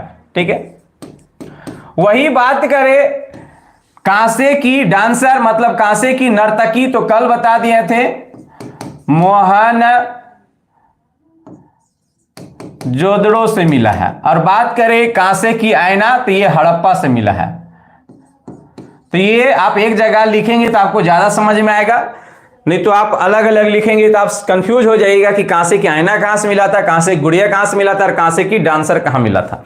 तो याद रखेंगे कांसे की आईना हड़प्पा से, कांसे की डांसर जो है वो कांसा निर्मित डांसर जो है वो मोहनजोदड़ो से, और कांसे की गुड़िया कहां से मिला है? तो चंद हुदड़ो से। इसके अलावा और यहां से जो इसकी विशेषता बताने की अन्य शहरों से भिन्न करती है तो वह है यहां से कुत्ते बिल्ली का पीछा करते हुए साक्ष्य मिला है। कुत्ते बिल्ली का पीछा करते हुए का साक्ष्य मिला है। कहने का अर्थ है कि आप कैसे अंदाजा लगाएंगे कि उस समय आप सोच रहे होंगे कि सर उस समय कुत्ता बिल्ली कहीं पे चला होगा, उसका पांज अभी तक रह गया, तो आप ऐसे अंदाजा लगा सकते हैं कि कहीं पर ही गिल्ला मिट्टी वगैरह होगा। अब कुत्ता जो है बिल्ली को दौड़ा दिया तो बिल्ली आगे आगे दौड़ी है और उसके बाद कुत्ता का पांच है। हो सके ये जहां दौड़ा ये यहां पर ही पानी वगैरह नहीं गया है ना, या फिर धूप इतनी तेज हो गई होगी जो ये बहुत ज्यादा पक गया और ये पांज जो है वो रह गया है। तो कुत्ते बिल्ली का पीछा करते हुए साक्ष्य कहां से मिला है? तो चंद हुदड़ों से मिला हुआ है ना। नमस्ते सभी को, नमस्ते। चलिए यहां तक किसी को कोई दिक्कत होगा तो आप लोग कमेंट कर सकते हैं। पांचवा, जो सिंधु सभ्यता के जितने भी शहर पाए गए हैं उन सभी शहरों से चंद हुदड़ों को अलग करती है, वो क्या है? तो याद रखेंगे यहां चंद हुदड़ो जो था एक दुर्ग रहित शहर था। दुर्ग रहित शहर। जितने भी सिंधु सभ्यता, ये वाला पॉइंट को भी आई करके लिखेंगे, भी आई है ना। क्या लिखना है कि सिंधु सभ्यता के जितने भी शहर थे वो सब दुर्ग थे, मतलब कि सब में बाउंड्रीकरण किया हुआ था, लेकिन एकमात्र ऐसा शहर चंद हुदड़ो था जो कैसा था? तो दुर्ग रहित था, है ना। पांचवा नंबर आपको भी आई करके लिखना है कि यह शहर जो है, पूरा लिख लीजिए, यह शहर दुर्ग रहित था। दुर्ग रहित। अब बहुत को कि ये कंफ्यूज हो जाएगा कि दुर्ग रहित क्या है। तो देखिए कोई भी शहर जो है या कोई भी स्थान की बात करें, अगर उसे अपने दुश्मनों से खतरा रहती है तो वो क्या करता है कि जहां से उसे खतरा रहती है वहां पर ही बाउंड्रीकरण करता है, उसी को दुर्ग रहित कहते हैं। जैसे कभी आप लोग इंडिया की बात करें तो देखिएगा पाकिस्तान के बॉर्डर में दुर्ग रहित किया हुआ है, जहां नहीं है वहां सेना कर दिया गया है। पहले के राजा महाराजाओं किला सब बनाते थे ताकि उस किला को तोड़कर जो है वो हमारे दुश्मन आ ना सके, समझ ना। तो दुर्ग रहित जहां बोलेगा समझ जाना कि वहां बाउंड्रीकरण नहीं किया हुआ था, और दुर्ग बोलेगा तो समझ जाना कि वहां बाउंड्रीकरण किया हुआ था, मतलब कि वैसे स्थान जो अपने दुश्मनों से बचने के लिए दुर्ग मतलब बाउंड्री बना देता था उसे दुर्ग कहते थे, और जिसमें दुर्ग नहीं रहते थे उसे दुर्ग रहित कहा जाता था। समझ में आ गया? तो सिंधु सभ्यता के जितने भी शहर थे सब में बाउंड्रीकरण मिला है, लेकिन चंद हुदड़ों में कोई बाउंड्रीकरण नहीं मिला है। तो ये इसकी विशेषता, इतने से आप जरूर याद रखेंगे, समझ ना। चलिए अगली शहर की ओर हम लोग बढ़ते हैं। देखिए अभी तक जितने भी हम लोग शहर देखें, चाहे वो आपका हड़प्पा हो गया, चाहे मोहनजोदड़ो हो गया, चाहे सुतका गेंडोर हो गया या चंद हुदड़ो हो गया, ये सारे शहर कहाँ थे? तो पाकिस्तान में थे। अब ऐसा नहीं कि पाकिस्तान से यही 4 शहर की खोज हुआ, नहीं, कई शहरों की खोज हुआ है, लेकिन सबको पढ़ाना उतना पॉसिबल नहीं है, बहुत लेंथी चला जाएगा। तो कुछ हम यहां ट्रिक बता दे रहे हैं, उस ट्रिक के आधार पे आप ज्ञात कर सकते हैं कि यह शहर इंडिया में है कि पाकिस्तान में। तो याद रखेंगे कि पाकिस्तान मतलब कि सिंधु सभ्यता के वैसे शहर जो पाकिस्तान से प्राप्त हैं, तो आमतौर पे वैसे शहरों के नाम के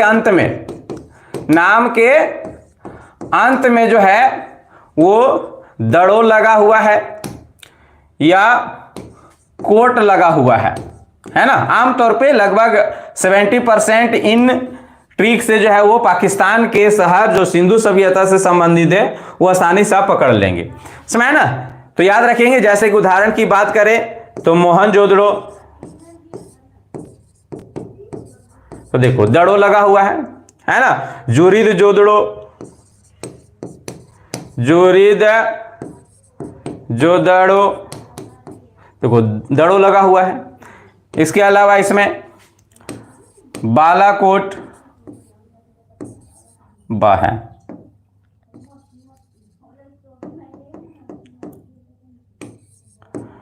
बालाकोट कोट लगा हुआ है।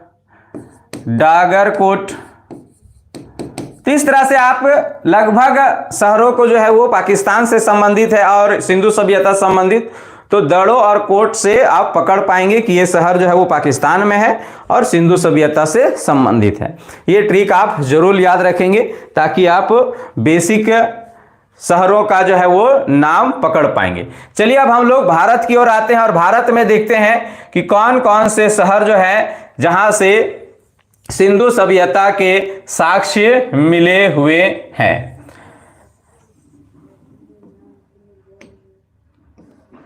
यहां तक किसी को दिक्कत होगा तो आप लोग कमेंट कर सकते हैं। तो 4 शहर हम लोग देख लिए। ये सिंधु सभ्यता का ये टॉपिक या ये लेक्चर पढ़ने के बाद आपको सिंधु सभ्यता से कोई दिक्कत नहीं होगी। तो 5वां शहर हम लोग पाकिस्तान इंडिया की ओर आते हैं और इंडिया में हम लोग पहला शहर देखते हैं धौलावीरा। धौलावीरा है ना, ये कहां पर है? तो आप इस नक्शा से ही पता चल गया होगा कि कौन सा है, गुजरात है ना। कहां पर है? गुजरात। और गुजरात के कहां पर है? तो कच्छ में है ना। गुजरात के कच्छ में ये शहर जो है वो स्थित है। कौन सा? तो धौलावीरा। तो याद रखेंगे इस चीज को। धौलावीरा की विशेषता क्या है? तो धौलावीरा जो है वो सिंधु सभ्यता का दूसरा सबसे बड़ा स्थल है ना। सिंधु सभ्यता में अभी तक जितने भी शहर पाए गए हैं, स्थल पाए गए हैं, उनमें से दूसरा सबसे बड़ा जो है वो कौन है? तो धौलावीरा है। तो याद रखेंगे दूसरा सबसे बड़ा है ना, दूसरा सबसे बड़ा स्थल जो है वो कौन है? तो धौलावीरा है। धौलावीरा क्यों प्रसिद्ध है? तो आपको याद रखेंगे जलाशयों के लिए प्रसिद्ध है। जलाशयों के लिए प्रसिद्ध है, मतलब कि सिंधु सभ्यता के लोग जो धौलावीरा में थे, और यहां से हालांकि पूरे सिंधु सभ्यता में ये चीजें प्रचलित था, लेकिन जहां से साक्ष्य मिलता है उसी पे हम लोग ज्यादा डिस्कस करते हैं। तो धौलावीरा एक ऐसा शहर है जहां से जलाशयों के साक्ष्य मिले, मतलब कि जब बारिश होती थी तो बारिश की पानी को रोकने के लिए जो है वो तालाब वगैरह, पोखर वगैरह जो है वो बनवाते थे। और ऐसे कितने जलाशय का साक्ष्य मिला है? तो 16 प्लस मिला है। अभी तक 16 प्लस जो है ऐसे छोटे मोटे तालाब वगैरह तो है ना, पोखर वगैरह का साक्ष्य मिला है। अर्थात इन लोग का इतना, मतलब कैसे कह सकते हैं कि सिंधु सभ्यता के लोग इतने विकसित थे कि उन लोग को जल के बारे में भी जानकारी था कि जल ही जीवन है। अगर जल नहीं रोकेंगे तो हो सके आने वाला दिन में जल की कमी होगी। और इन लोग जल को रोकने के लिए, बारिश की पानी को रोकने के लिए जलाशयों का निर्माण करवाते थे। और आजकल हम लोग डेवलप होने के लिए बोरिंग करवा देते हैं। आजकल देख रहे हैं हजार फीट से भी ज्यादा जो है वो बोरिंग करवा रहे हैं केवल पानी का। और दिन ब दिन पानी का स्तर नीचे की ओर बढ़ रहा है। रीजन क्या है? कि बारिश की पानी को रोकने के लिए ज्यादा तालाब वगैरह, जलाशय वगैरह का निर्माण हो नहीं रहा है, आमतौर पे बोरिंग करवा दिया जा रहा है, जिसके कारण जो है वो बारिश की पानी बहकर जो है नदियों द्वारा जो है वो समुद्र में चले जा रहे हैं। तो धौलावीरा के बारे में आप समझ गए। अब जस्ट इसी पर ही ये भी जो है वो गुजरात के कच्छ में ही है, इसका नाम है सुरकोटदा। सुरकोटदा ये भी गुजरात के कच्छ में ही स्थित है। सुरकोटदा यह एक ये यानी कि ये शहर को वीवीआई करके लिखेंगे। रीजन क्या है? कि सुरकोटदा जो है एक बंदरगाह शहर थी। बंदरगाह शहर है ना। बंदरगाह को और किन नाम से जाना जाता है? तो गोड़ीवाड़ा। गोड़ीवाड़ा तो बहुत कोई बंदरगाह के नाम से जानते हैं, लेकिन गोड़ीवाड़ा नहीं जान पाते हैं। तो आपको याद रखना है गोड़ीवाड़ा या बंदरगाह किसे कहते हैं। तो आपको सिंपल सा ऐसे याद रखना है कि जहां पर ही समुद्री जहाज वगैरह खड़े होते हैं, इसमें ना, उसी को क्या कहते हैं? तो बंदरगाह कहते हैं। सिंपल सा ऐसे याद रखो ना जी। बस जहां खड़ा होता है वो बस स्टैंड कहलाता है, टेकर खड़ा होता है वहां टेकर स्टैंड कहलाता है ना। रेल जहां खड़ा होता है रेलवे स्टेशन कहलाता है। उसी तरह जहां पानी जहाज वगैरह खड़ा होती है उसे क्या कहा जाता है? तो बंदरगाह या गोड़ीवाड़ा, या एक और नाम याद रखना है पतन। पतन कहा जाता है। पतन, देखो पतन शब्द से आदमी क्या सोचता है? पतन मतलब होता है समाप्त, है ना। लेकिन यहां पतन का अर्थ है क्या, तो बंदरगाह या गोड़ीवाड़ा। तो ये तीनों वर्ड आप ध्यान से देख लेंगे, बंदरगाह, गोड़ीवाड़ा और पतन, तीनों का अर्थ क्या है, तो सेम मीनिंग है। तो सिंधु सभ्यता का बंदरगाह स्थल कौन सी थी, तो सुरकुर्दा थी। इसकी और क्या क्या विशेषता यहां से और क्या क्या मिला है, तो यहां से आपको याद रखना है, यहां से कलश स्वाधान मिला है। क्या मिला है, तो कलश स्वाधान मिला है। कलश स्वाधान, कलश स्वाधान कहने का अर्थ है कि जैसे अभी के डेट में कोई आदमी को जला के उसकी अर्थियों को जो है वो कलश में फिर जाके हम लोग बहा देते हैं, है ना। लेकिन यहां पर ही कलश स्वाधान कहने का अर्थ है कि कोई आदमी मर जाता होगा, उसकी अस्थियों को जो है वो कलश में रख के फिर से दफना दिया जाता था, तो ऐसे वाले को कलश स्वाधान कहा जाता है। तो यहां से कलश स्वाधान मिला है। इसके अलावा यहां से जो है वो घोड़ा का साक्ष्य मिला है। ये पॉइंट आपको याद रखेंगे, इससे पता चला कि यहाँ के लोग घोड़ा से जो है वो ज्ञात थे, जानकारी रखते थे घोड़ा से। तो घोड़ा का साक्ष्य मिला है यहां से, है ना। तो घोड़ा का साक्ष्य कहां से मिला है, तो सुरकुर्दा से। इसके अलावा भी आई करके एक पॉइंट और लिखेंगे, यहां से तराजू का साक्ष्य मिला है, मतलब माप तौल वाला, है ना, तौलने वाला जो है वो, क्योंकि एक ऐसी शहर थी जी, तो ये एक जो है वो शहरी शहर थे, और शहर में आमतौर पे नाप तोल तो होगा ही ना। तो तराजू का साक्ष्य मिला है, और इस तराजू में तौल की इकाई, तौल किससे तौलते थे इन लोग, तो तौल की इकाई की बात करें तो कहा जाता है ये 16 के अनुपात में थी,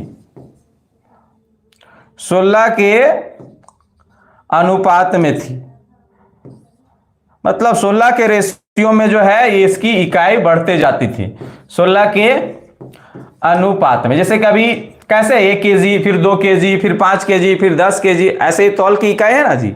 उसी तरह यहां पर 16, अभी देखो एक तो याद रखना है, सिंधु सभ्यता में जो लिखित साक्ष्य मिले हैं वो पढ़ा ही नहीं जा सका, तो कुछ हद तक जो पढ़ा गया है वो एक अनुमानित रखा गया। तो 16 के बाद क्या लगता था, जैसे अभी डेट में 1 केजी, 1 के साथ केजी लग रहा है, इसके बाद 16 के बाद क्या था ये नहीं कहा जा सकता है, क्योंकि पढ़ा नहीं जा सका है। तो 16 के बाद 32 हो गया, 64 हो गया, इसके रेशियो में बढ़ती थी। तो तराजू का साक्ष्य कहां से मिला है, तो सुरकोटदा से, और तौल की इकाई क्या थी यहां से, तो 16 के अनुपात में थी, मतलब 16 के रेशियो में थी यहां से। तो यहां तक किसी को कोई दिक्कत है तो आप लोग कमेंट्स करें।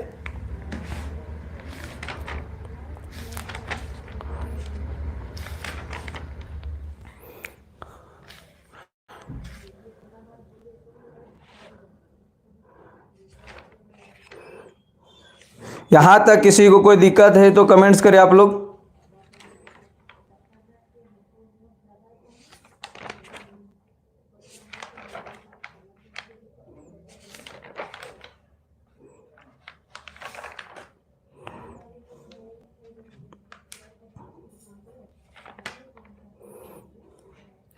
चलिए, नहीं है ना,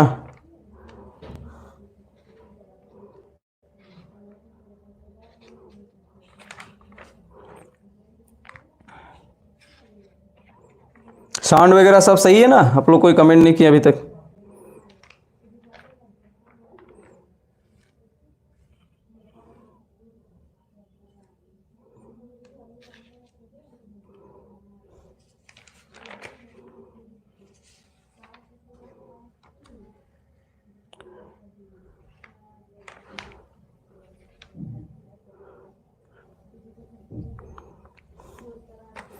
चलिए, हाँ सर, चलिए ठीक है सतीश, हाँ सर, चलिए बहुत बढ़िया।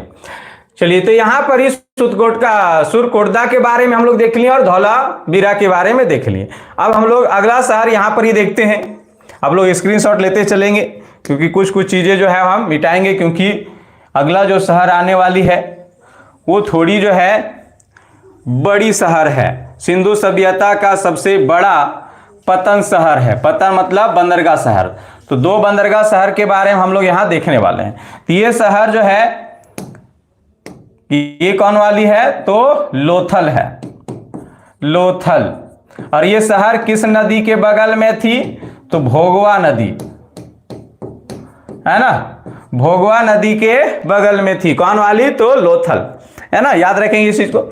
ये सिंधु सभ्यता का सबसे बड़ा बंदरगाह शहर। तो इसकी विशेषता, पहला चीज याद रखना है कि ये क्या था, तो बंदरगाह शहर, बंदरगाह शहर। बंदरगाह को क्या क्या नाम से जाना जाता है, अभी लिखा दिए। बंदरगाह को ही गोड़ीवाड़ा कहा जाता है, इसी को पतन कहा जाता है। तो सबसे बड़ा शहर जो था बंदरगाह वाली, वो कौन थी, तो लोथल थी। लोथल एक विदेशी व्यापारिक शहर था। दूसरे इसकी विशेषता क्या है, तो ये विदेशी व्यापारिक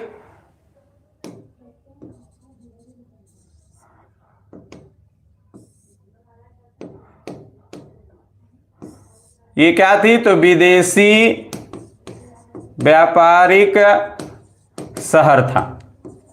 कैसे पता चला कि ये विदेशी व्यापारिक शहर था, तो ये इसकी मोहर, मतलब लोथल की मोहर जो है वो फारस में मिला है,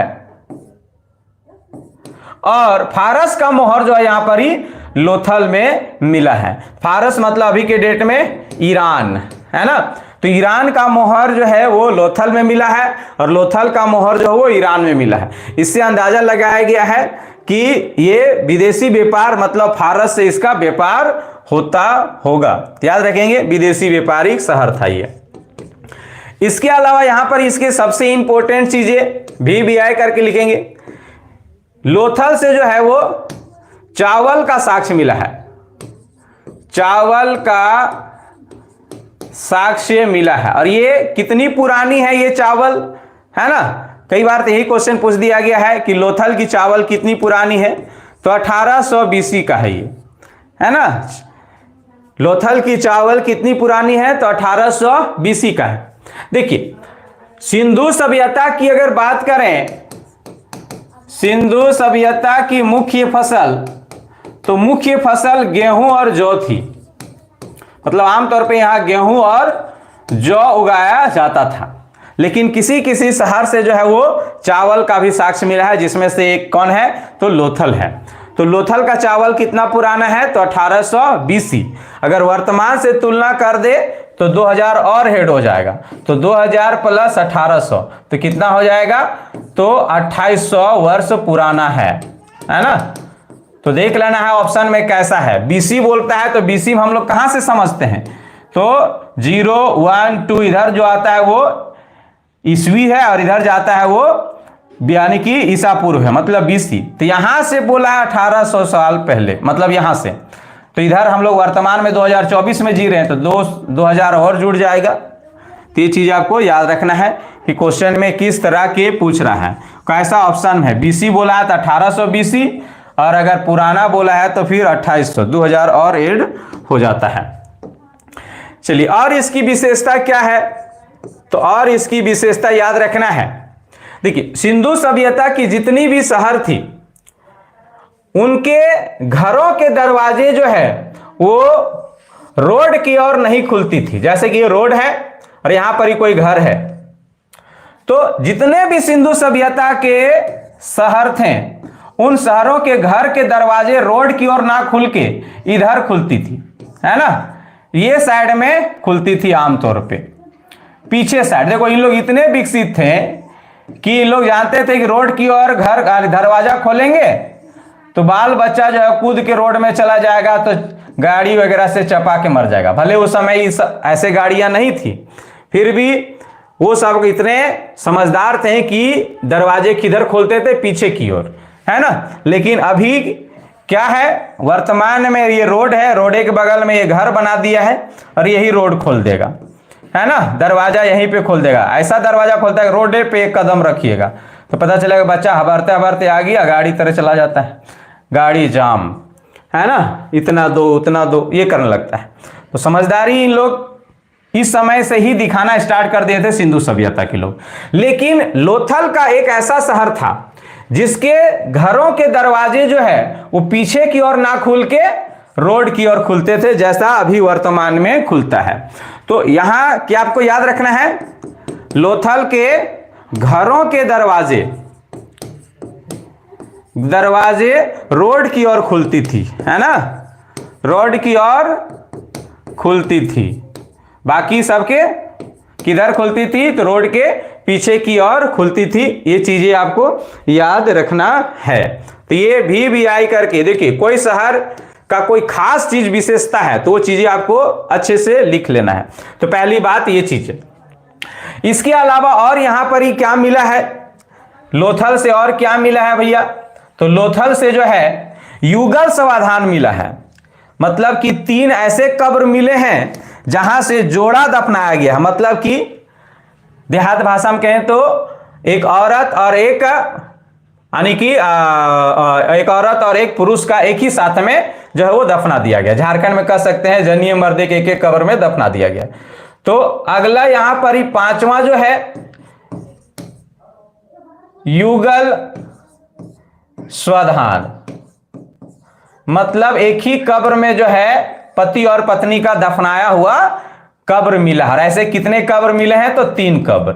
याद रखेंगे इस चीज को कि दफनाने के आधार पर जो है वो क्वेश्चन किस तरह से पूछती है, जो आप लोग के एक बार रिपीट करवा दे रहे हैं। यहां पर ही क्वेश्चन में बोलेगा एक ही कब्र में 3 मानव कंकाल, तो आपको आंसर क्या हो जाना चाहिए? दमदमा, है ना। क्वेश्चन में बोल देगा एक ही कब्र में 4 मानव कंकाल, 4, तो आपका आंसर क्या हो जाएगा? सराय नहराए। कहां पर ही? दोनों यूपी, है ना। कह देगा युगल स्वाधान, अभी वाला ये वाला मतलब जोड़ा दूठो, तो युगल स्वाधान कहां से? तो आपका आंसर हो गया क्या? तो लोथल। इसके अलावा और पूछ देगा, है ना, मानव के साथ बकरा दफनाने के साथ, तो भी आपका आंसर लोथल ही होगा। मानव के साथ बोल देगा कुत्ता दफनाने का साथ, कुत्ता, तो अभी हम लोग पढ़ेंगे रोपड़, है ना। तो ये दफनाने के आधार पर कुछ चीजें आपको याद रख लेना है। चलिए, तो स्क्रीनशॉट लेते चलेंगे, आप लोग लिखते चलेंगे, एक जगह लिखेंगे तो आपको ज्यादा समझ में आएगा। तो युगल समाधान कहां से मिला है? तो आपका आंसर क्या हो गया? लोथल से। इसके अलावा हम लोग एक चीज और देखेंगे कि यहां से जो है वर्गाकार, है ना, वर्गाकार और वृत्ताकार एवं वर्गाकार अग्नि या हवन कुंड मिला है, या इसी को हम लोग वर्तमान के तुलना में करें तो हवन कुंड मिला है। तो लोथल से जो मिला है अग्नि कुंड या हवन कुंड, इसकी आकार कैसी है? वृत्ताकार। अब जिसको अग्नि कुंड या हवन कुंड भी नहीं समझ में आएगा तो आप लोग पर पूजा आप लोग करते होंगे, जैसे कि दुर्गे पूजा आ गया, सरस्वती पूजा के दूसरे दिन देखिएगा 4 को इधर से ईंटा लाएगा, ईंट समझते हैं ना, ईंटा को एक ईंटा ऐसे बैठाएगा, फिर ऐसे बैठाएगा, फिर ऐसे, फिर यहाँ आम के लकड़ी देके नारियल देके जलाते हैं। इसी को क्या कहते हैं? अग्नि कुंड या हवन कुंड। तो यहां से भी अग्नि कुंड या हवन कुंड का साक्ष्य मिला है। कहां से? तो लोथल से। तो ये चीजें आपको याद रखना है। इसके अलावा और यहां से क्या मिला है भैया? तो यहां से जो है एक चीज और याद रखना है। क्या क्या हो गया है? दरवाजा हो गया, चावल हो गया, विदेशी व्यापार। हाँ, हाथी का दांत मिला है, हाथी का दांत मिला है। अंदाजा लगाया जाता है कि यहां हाथी के दांत को ये लोग जो है वो व्यापार करते थे। ये चीज आपको याद रखना है। तो ये लोथल के बारे में हम लोग विशेष जानकारी देख लिए। तो गुजरात में 3 शहर देख लिए, धौलावीरा, सुरकोटदा और लोथल। एक और यहां पर ही आपको याद रखना है, रंगपुर, है ना। तो 8वां नंबर में ये कौन सी है? तो रंगपुर है। रंगपुर की विशेषता क्या है? तो आपको याद रखना है। हाँ, नदी बोलेगा किस नदी के बगल में? तो ये भादर नदी के बगल में है, भादर नदी के बगल में है। इसकी विशेषता क्या है? तो यहां से धान की भूसी मिला है, धान की भूसी। और इससे अंदाजा लगाया गया कि यहां से भी चावल का साक्ष्य मिले हैं, मतलब यहां पर भी धान की खेती किया जाता होगा। तो सिंधु सभ्यता के दो शहर जहां से चावल का साक्ष्य मिले हैं, दोनों अगले बगल वाला है, लोथल और रंगपुर, है ना। यहां वाला का आपका डेटा भी पूछ देगा कि कितना साल पहले का है, यहां वाले का डेटा आपको नहीं पूछेगा। तो मोदी वाला अर्थात गुजरात में जो हम लोग 4 सिंधु सभ्यता के नगर को हम लोग देखें, जिसकी विशेषता क्या क्या थी, वो सारे चीजों को हम लोग यहां पर ही देख लिए हैं। चलिए अगला शहर के बारे में हम लोग देखते हैं। तो हम लोग अभी जो थे यहां पर ही गुजरात में थे, है ना, ये वाला क्षेत्र में गुजरात में थे, ये वाला क्षेत्र में। अब हम लोग थोड़ा सा ऊपर से आते हैं, ये पंजाब से, है ना, पंजाब से। तो पंजाब में 9वां शहर जो हो जाएगा रोपड़। नदी की बात करेगा तो कौन सी नदी, तो आपको याद रखना है सतलज नदी। नदी की बात करें, सतलज नदी के बगल में थी, है ना, सतलज नदी के बगल में पंजाब से। देखो मैप के अकॉर्डिंग याद रखेंगे तो आपको ज्यादा समझ में आएगा। तो पंजाब से रोपड़, इसकी विशेषता क्या है, तो यहां यही अभी पढ़ा दिए थे, यहां मालिक के साथ कुत्ता दफनाया जाता था। यहां एक साक्ष्य ऐसा मिला है जहां से मालिक के साथ, सीधा सीधी कह सकते हैं मानव के साथ कुत्ता दफनाने का साक्ष्य मिला है। कहां से, तो रोपड़ से, है ना, रोपड़ से कुत्ता दफनाने का साक्ष्य मिला हुआ है। हवन कुंड, हाँ हवन कुंड। चलिए आगे हम लोग देखते हैं। तो पंजाब से रोपड़, अब आते हैं हम लोग हरियाणा, ये वाला शहर से, है ना, पंजाब के नीचे हरियाणा। हरियाणा से 2 शहर आपको याद रखना है ना, कौन कौन सा, तो राखीगढ़ी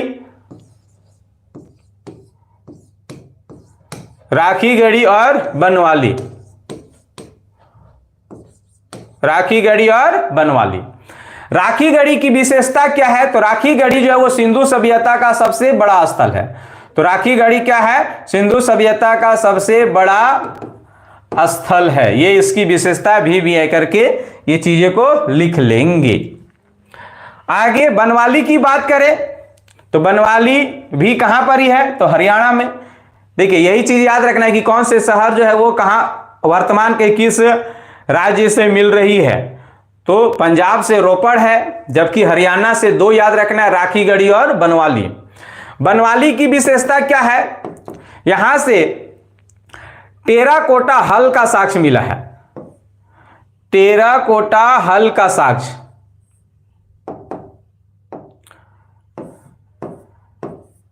टेराकोटा हल का साक्ष्य मिला। हल मतलब हार, है ना, जिससे आज के डेट में तो खैर ट्रैक्टर वगैरह से जुताई करते हो, उस समय पहले, आज से 5-6 साल पहले, 20 साल पहले चले जाइए, 10-12 साल, तो आपको ये देखने को मिल जाएगा। लेकिन ये लकड़ी के, हम लोग लकड़ी के देखे होंगे, लोहा के देखे होंगे। यहाँ टेराकोटा मतलब क्या होता है कि मिट्टी के बना होता था और उसे आग में पका दिया जाता था, उसे टेराकोटा कहा जाता है। तो टेराकोटा हल का साक्ष्य कहां से मिला है, तो बनवाली से मिला है। इसकी विशेषता आपको याद रखना है। इसके अलावा नीचे आ जाएंगे राजस्थान, और राजस्थान में आपको याद रखना है कालीबंगा। कालीबंगा, है ना, राजस्थान में कौन सी, तो कालीबंगा। कालीबंगा की विशेषता की बात करें तो आपको याद रखना है, यहां से जुता हुआ खेत का साक्ष्य मिला है। जुता हुआ खेत का साक्ष्य मिला है, मतलब यहां एक ऐसी जगह जहां पर ही लग रहा है कि जोताई किया होगा। जैसे कि अभी कोई टांड वगैरह को देखिए, जोत दीजिए और 10-12 साल में भी आप जाके देखिएगा तनी उबड़ खाबड़ रहता है, तो एक अंदाजा लगाया जाता है कि यहां जोताई किया होगा। तो उसी तरह यहां पर ही कालीबंगा से जो है एक अंदाजा लगाया गया, क्योंकि उसकी खेत जो है वो उबड़ खाबड़ है, ऐसा दिखने में लगता है कि जुताई कभी ना कभी यहां पर ही हुआ होगा। तो यहां से जुता हुआ खेत का साक्ष्य मिला है ना। तो आप ऐसे याद रखेंगे, इसके ऊपर बनवाली में हरवा मिला है और उसके नीचे वाला खेतवा में जो है वो जुता हुआ खेत का साक्ष्य मिला। आप ऐसे याद रखेंगे, अगर किसान घर से तो आपको मालूम होगा, जैसे मान लीजिए ये ऊपर वाला खेत है, उसके नीचे ये खेत है, तो सबसे पहले पानी किस में लगेगी, तो अब इसलिए नीचे वाला खेत में पानी लगेगी। बरसात होगी, खेती का सीजन होगा, तो सबसे पहले नीचे वाला पानी में खेत में पानी लगेगी। तो अब इसलिए पहले कौन वाला खेत को हम लोग धान वगैरह करेंगे, नीचे वाला को खेत के करेंगे। अब इसलिए किसान घर से होंगे तो आपको मालूम होगा जिस खेत में पानी पहले लगा उसको कर देंगे। तो इस खेत में जो है पानी पहले लगा होगा, गया जुताई करने, समझे ना। अगला दिन सोचा होगा कि हार को हम ऊपर वाला खेत में लेके जो छोड़ देते हैं, कल आके जोतेंगे, समझे ना। तो ऊपर वाला खेतवा कौन वाला है, बनवाली, और नीचे वाला खेतवा कौन है, तो काली बंगा। तो काली बंगा में जोताई करके ऊपर में हार जाके खोल दिया। कल आके जोतना चाहता था, लेकिन हो सके उसी रात कुछ घटना हो गया होगा, लोग सब मर गए, वंदे मातरम हो गए, तो ये हार यहीं का यहीं रह गया। तो ऐसे याद रखेंगे, बनवाली में हार है, जबकि काली बंगा नीचे वाला खेतवा में क्या है, तो जूता हुआ खेत है। इसके अलावा और काली बंगा की क्या विशेषता है, यहां से काली चूड़ी का साक्ष्य मिला है। काली चूड़ी का साक्ष्य मिला। और ये काली चूड़ी किस चीज की बनी हुई है, तो मिट्टी की है ना, याद रखेंगे, मिट्टी की बनी हुई है काली चूड़ी। इसके अलावा यहां से भी हवन कुंड का साक्ष्य मिला है, हवन कुंड। तो याद रखेंगे, लोथल और काली बंगा में क्या समानता है, तो वहां पर भी हवन कुंड मिला था, यहां पर भी हवन कुंड मिला है। तो ये कुछ इंपॉर्टेंट शहर थे जो सिंधु सभ्यता से संबंधित रखते हैं, जो हम लोग सभी को वन बाय वन हम लोग देख लिए। अब इसके अलावा और क्या विशेषता है, इसी के बारे में हम लोग चर्चा करेंगे। कहां से ज्यादातर क्वेश्चन पूछते हैं उसके बारे में। तो अब हम लोग देखते हैं कि सिंधु सभ्यता की अन्य विशेषताएं, कुछ और विशेषताएं जहां से क्वेश्चन लेपट के पूछता है, और हम लोग उसी में क्या हो जाते हैं, तो फंस जाते हैं। तो चलिए हम लोग देखते हैं कि सिंधु सभ्यता के कुछ अन्य विशेषता क्या है। तो पहला कि सिंधु सभ्यता जो है वो कांस्य युगीन सभ्यता थी। तो अब इसलिए हम बताएं आप लोग को कि इंडियन हिस्ट्री जो है, इंडियन हिस्ट्री 3 भाग में बांटा गया है, प्राग ऐतिहासिक, आदि ऐतिहासिक और ऐतिहासिक। प्राग ऐतिहासिक को पाषाण युग कहा गया है और इसे कांस्य युग कहा गया, क्योंकि इसमें ज्यादातर कांसा के चीजों का प्रयोग हुआ है, तो इसे कांस्य युग कहा गया है। तो कांस्य युग थी। अब कांसा, अब इसलिए बोलेगा कांसा क्या थी जी, तो एक मिश्र धातु थी, है ना, मिश्र धातु है। अगर बात करें कि मानव द्वारा खोजी गई प्रथम धातु कौन थी, तो प्रथम धातु जी थी वो तांबा थी, है ना, तांबा, ठीक है, कॉपर। अब ये मिश्र धातु इससे थोड़ी सी, तांबा से थोड़ी अच्छी धातु कौन थी, तो मिश्र धातु मतलब कांसा वाला, है ना, कांसा जो थी इससे थोड़ी अच्छी धातु थी। तो कांसा कैसे बनाया जाता था, तो कांसा जो बना जाता था वो तांबा और टीन का मिश्रण था, तांबा और टीन का मिश्रण था। और कितना रेशियो में यहां मिश्रण का मिला है सिंधु सभ्यता में, तो तांबा 9 और टीन जो है वो 1, मतलब कि तांबा अगर 9 kg तो टीन 1 kg, इस तरह का मिश्रण का बनाया गया था कांसा। तो यहां तक किसी को कोई दिक्कत होगा तो आप लोग कमेंट कर सकते हैं।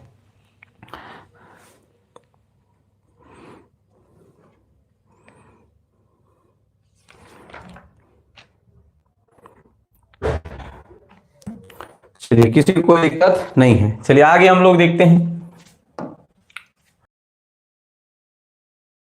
टॉन हर पाए गए हैं वो किस टाइप के हुआ करते थे, 2 भाग में बटी हुई थी। क्या कह सकते हैं, तो ऊपर वाला, है ना, ऊपर वाला को हम लोग कह सकते हैं वेस्ट या topper ton planning,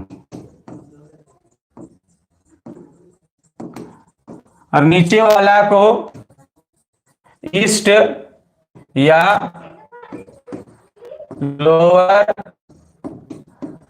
turn planning. तो ऐसे दो भाग में टर्न हुआ करता था, वेस्ट और ईस्ट में। मतलब अगर इसको ऐसे करके देखा जाए तो ये देखिए, ये वेस्ट में है, ये साइड भागा हुआ और ये ईस्ट में है। ये वाला भी ऐसे दो क्यों हुआ करते, तो देखिए जो वेस्ट में जो हुआ करता था ये दुर्ग बना हुआ था, इसमें दुर्ग पाया जाता था, मतलब इसमें किलाबंदी किया हुआ था, बौंडरीकरण किया हुआ था। यहां राजा महाराजा मतलब की कह सकते हैं कि बड़े लोग रहा करते थे, है ना, बड़े लोग रहा करते थे। और यहां साधारण साधारण लोग रहा करते। अभी भी नहीं देखते हैं कि जहां हम लोग आम जनता रहते हैं वहां कोई बाउंड्रीकरण वगैरह कोई सुरक्षा नहीं। वही अगर मंत्री आवास जाइए पता चलेगा कि कई डिसमिल तक बाउंड्रीकरण किया हुआ है। नेता से मिलने के लिए आपको बाउंड्री 10 बोले 10 डिसमिल पीछे ही आपको रोक दिया जाएगा, समझे ना। तो ऐसे किया जाता है। तो यहां पर ही दुर्ग रहा करता था, यहां पर ही दुर्ग नहीं रहा करता था। तो टाउन प्लानिंग समझ में आ गया। टाउन प्लानिंग दो थे, एक टॉपर और एक लोअर, जिसे वेस्ट और ईस्ट भी कहा जा सकता है। ईस्ट वाले साधारण लोग रहते थे और वेस्ट वाले में बड़े लोग रहा करते थे, जो विकसित वगैरह होंगे ऐसे लोग यहां पर ही रहा करते थे। अब बात करें यहां पर ही ईंट की, है ना। यहां जो घर जो बनाया जाता था, ईंट की बात करें तो ईंट की अगर रेशियो की बात करें कि कितने, जैसे कभी भी ईंट जो हम लोग का कैसा है, लंबाई गुने चौड़ाई गुने ऊंचाई, है ना जी। तो यहां पर भी लंबाई गुने चौड़ाई गुने ऊंचाई, है ना। तो 4:2:1 में थी। मतलब कि ऐसे कह सकते हैं कि अगर चार अगर कुछ लंबा होगा। अब देखिए इन लोग का मात्रक जो है वो नहीं अभी तक पढ़ा जा सका है कि किस टाइप का थे। तो इन लोग का सांचा जो थी वो 4 लंबा, तो 2 चौड़ा और 1 क्या थी, तो ऊंचा थी, है ना। तो ये रेशियो आपको याद रखना है, ईंट का ये रेशियो था। तो यहां तक किसी को कोई दिक्कत नहीं होना चाहिए। चलिए बहुत बढ़िया।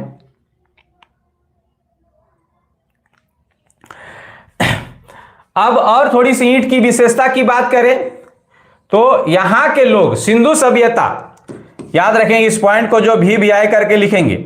सिंधु सभ्यता के जितने भी समकालीन सभ्यता थी, जैसे मेसोपोटामिया सभ्यता हो, चाहे आपका मिस्र की सभ्यता हो, चाहे आपका चीनी सभ्यता हो, ये इन तीनों सभ्यताओं में ईंट को जो है वो धूप में पकाते थे।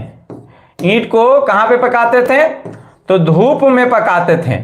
जबकि सिंधु सभ्यता के लोग एकमात्र ऐसी सभ्यता थी उस समय जो आग में पकाती थी। तो इन लोग ईंट को कहां पकाते थे, तो आग में पकाते थे। तो ये पॉइंट आप लोग VVI करके लिखेंगे।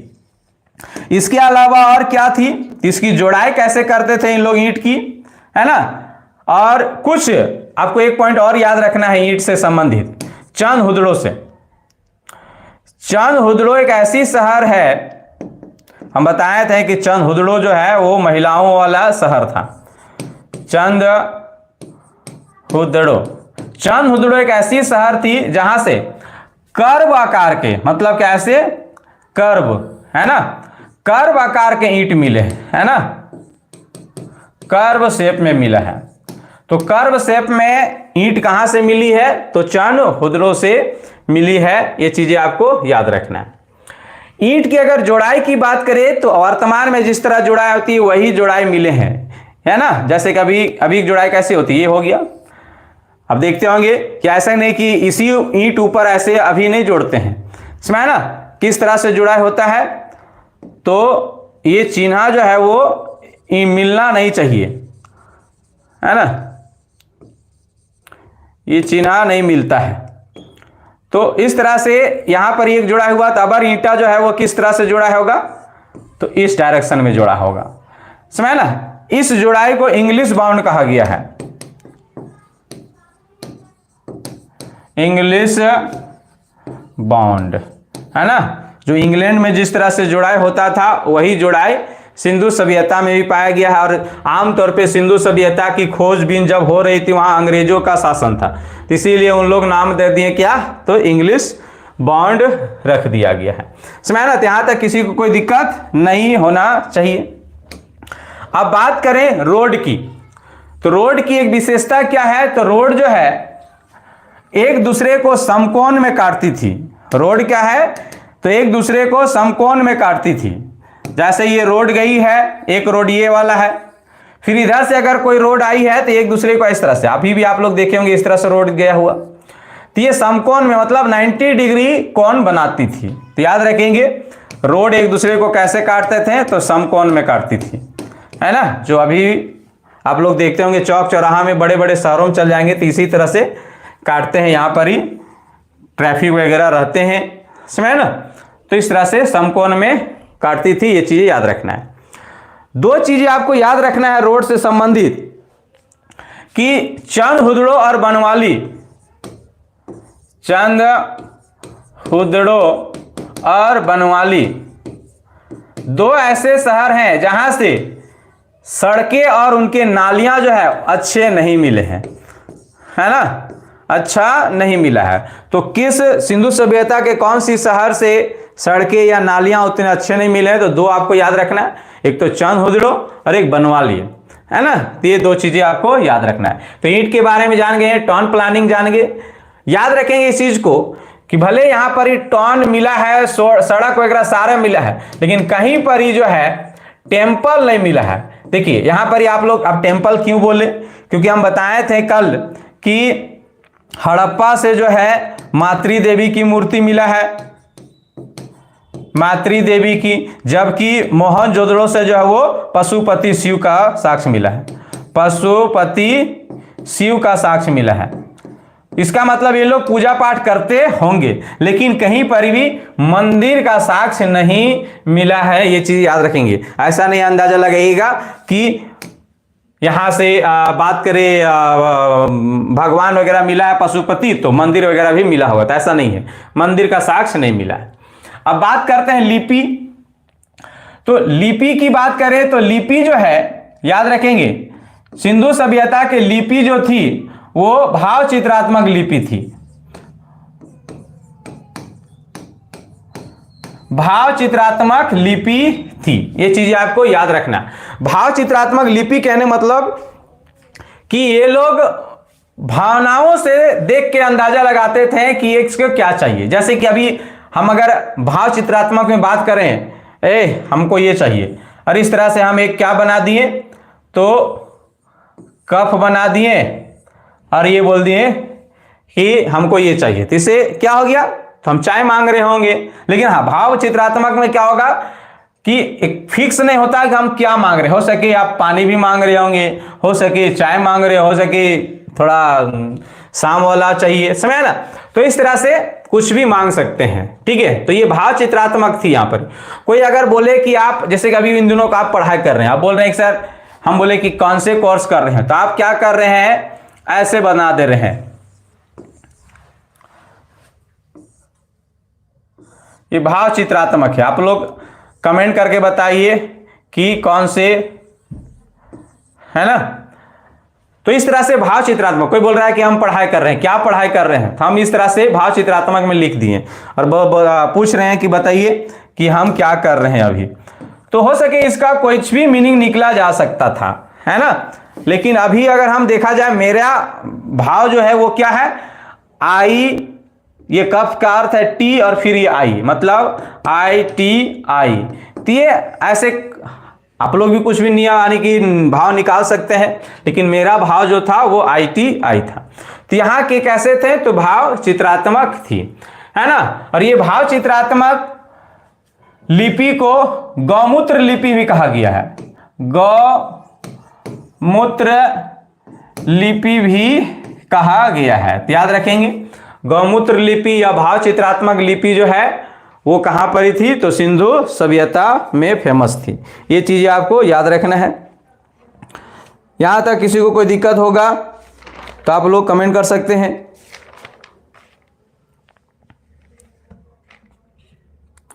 चलिए कोई दिक्कत नहीं। अब हम लोग देखते हैं, तो भाव चित्रात्मक समझ में आ गया। अब इन लोग लिखते कैसे थे, देखो एक हम लोग होता है लिपि, कि कन्ने से लीप रहे हैं, इसमें है ना। जैसे कि अगर बात करें देवनागरी, तो देवनागरी लिपि कैसे लिखा जाता है जी, तो इस तरह से लिखते हैं, फिर खत्म होता है, फिर से यहां से लिखना स्टार्ट करते हैं, है ना। मतलब कि किधर से लिखते हैं, तो बाएं से दाएं लिखते हैं, है ना, बाएं से दाएं की ओर बढ़ते हैं हम लोग, ठीक है। वही बात करें खरोष्टी,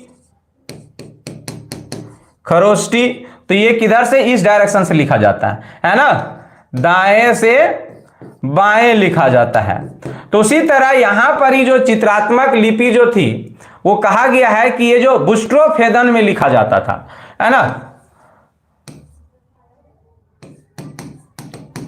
बुस्ट्रोफेदन। अब ये बुस्ट्रोफेदन क्या था, तो शुरुआत में ये बाएं से दाएं लिखते थे और फिर दाएं से फिर बाएं लिखते थे। मतलब कि कोई चीज हम ऐसे लिखते गए, फिर यहां खत्म हुआ, फिर नीचे से यहां ऐसे लिखते आए, फिर यहां से ऐसे लिखते आए। और उस समय सिंधु सभ्यता के जितने भी समकालीन सभ्यता थी, उन सभी में से केवल एक सिंधु सभ्यता ऐसा थी जहां बुस्ट्रोफेदन का प्रयोग हुआ है। मतलब कि बाएं से दाएं लिखा गया, फिर दाएं से बाएं, फिर, तो इसीलिए आज तक ये पढ़ा नहीं जा सका है कि क्या लिखा हुआ है। तो ये चीज आप समझ में आ गया कि लिपि के बारे में। चलिए अब हम लोग देखते हैं मनका, बिट्स जिसे बोलते हैं। बिट्स वर्तमान का फिगर देखिए लगा दिए हैं, एक प्रकार का माला है इसमें, है ना। ये बिट्स जो है वो किस चीज की बनती थी, तो आपको याद रखना है, ये बिट्स जो है वो मरा हुआ या पत्थर का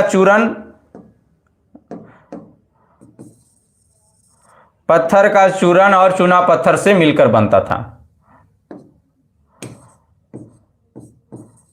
पत्थर का चूरन एवं चूना पत्थर से बनाया जाता था ये बिट्स, है ना। इसकी फैक्ट्री भी मिला है, मतलब कि कहां ऐसा बनाया जाता था, इसकी फैक्ट्री भी मिला हुआ है। तो दो जगह आपको याद रखना है, लोथल और चनहुदड़ो।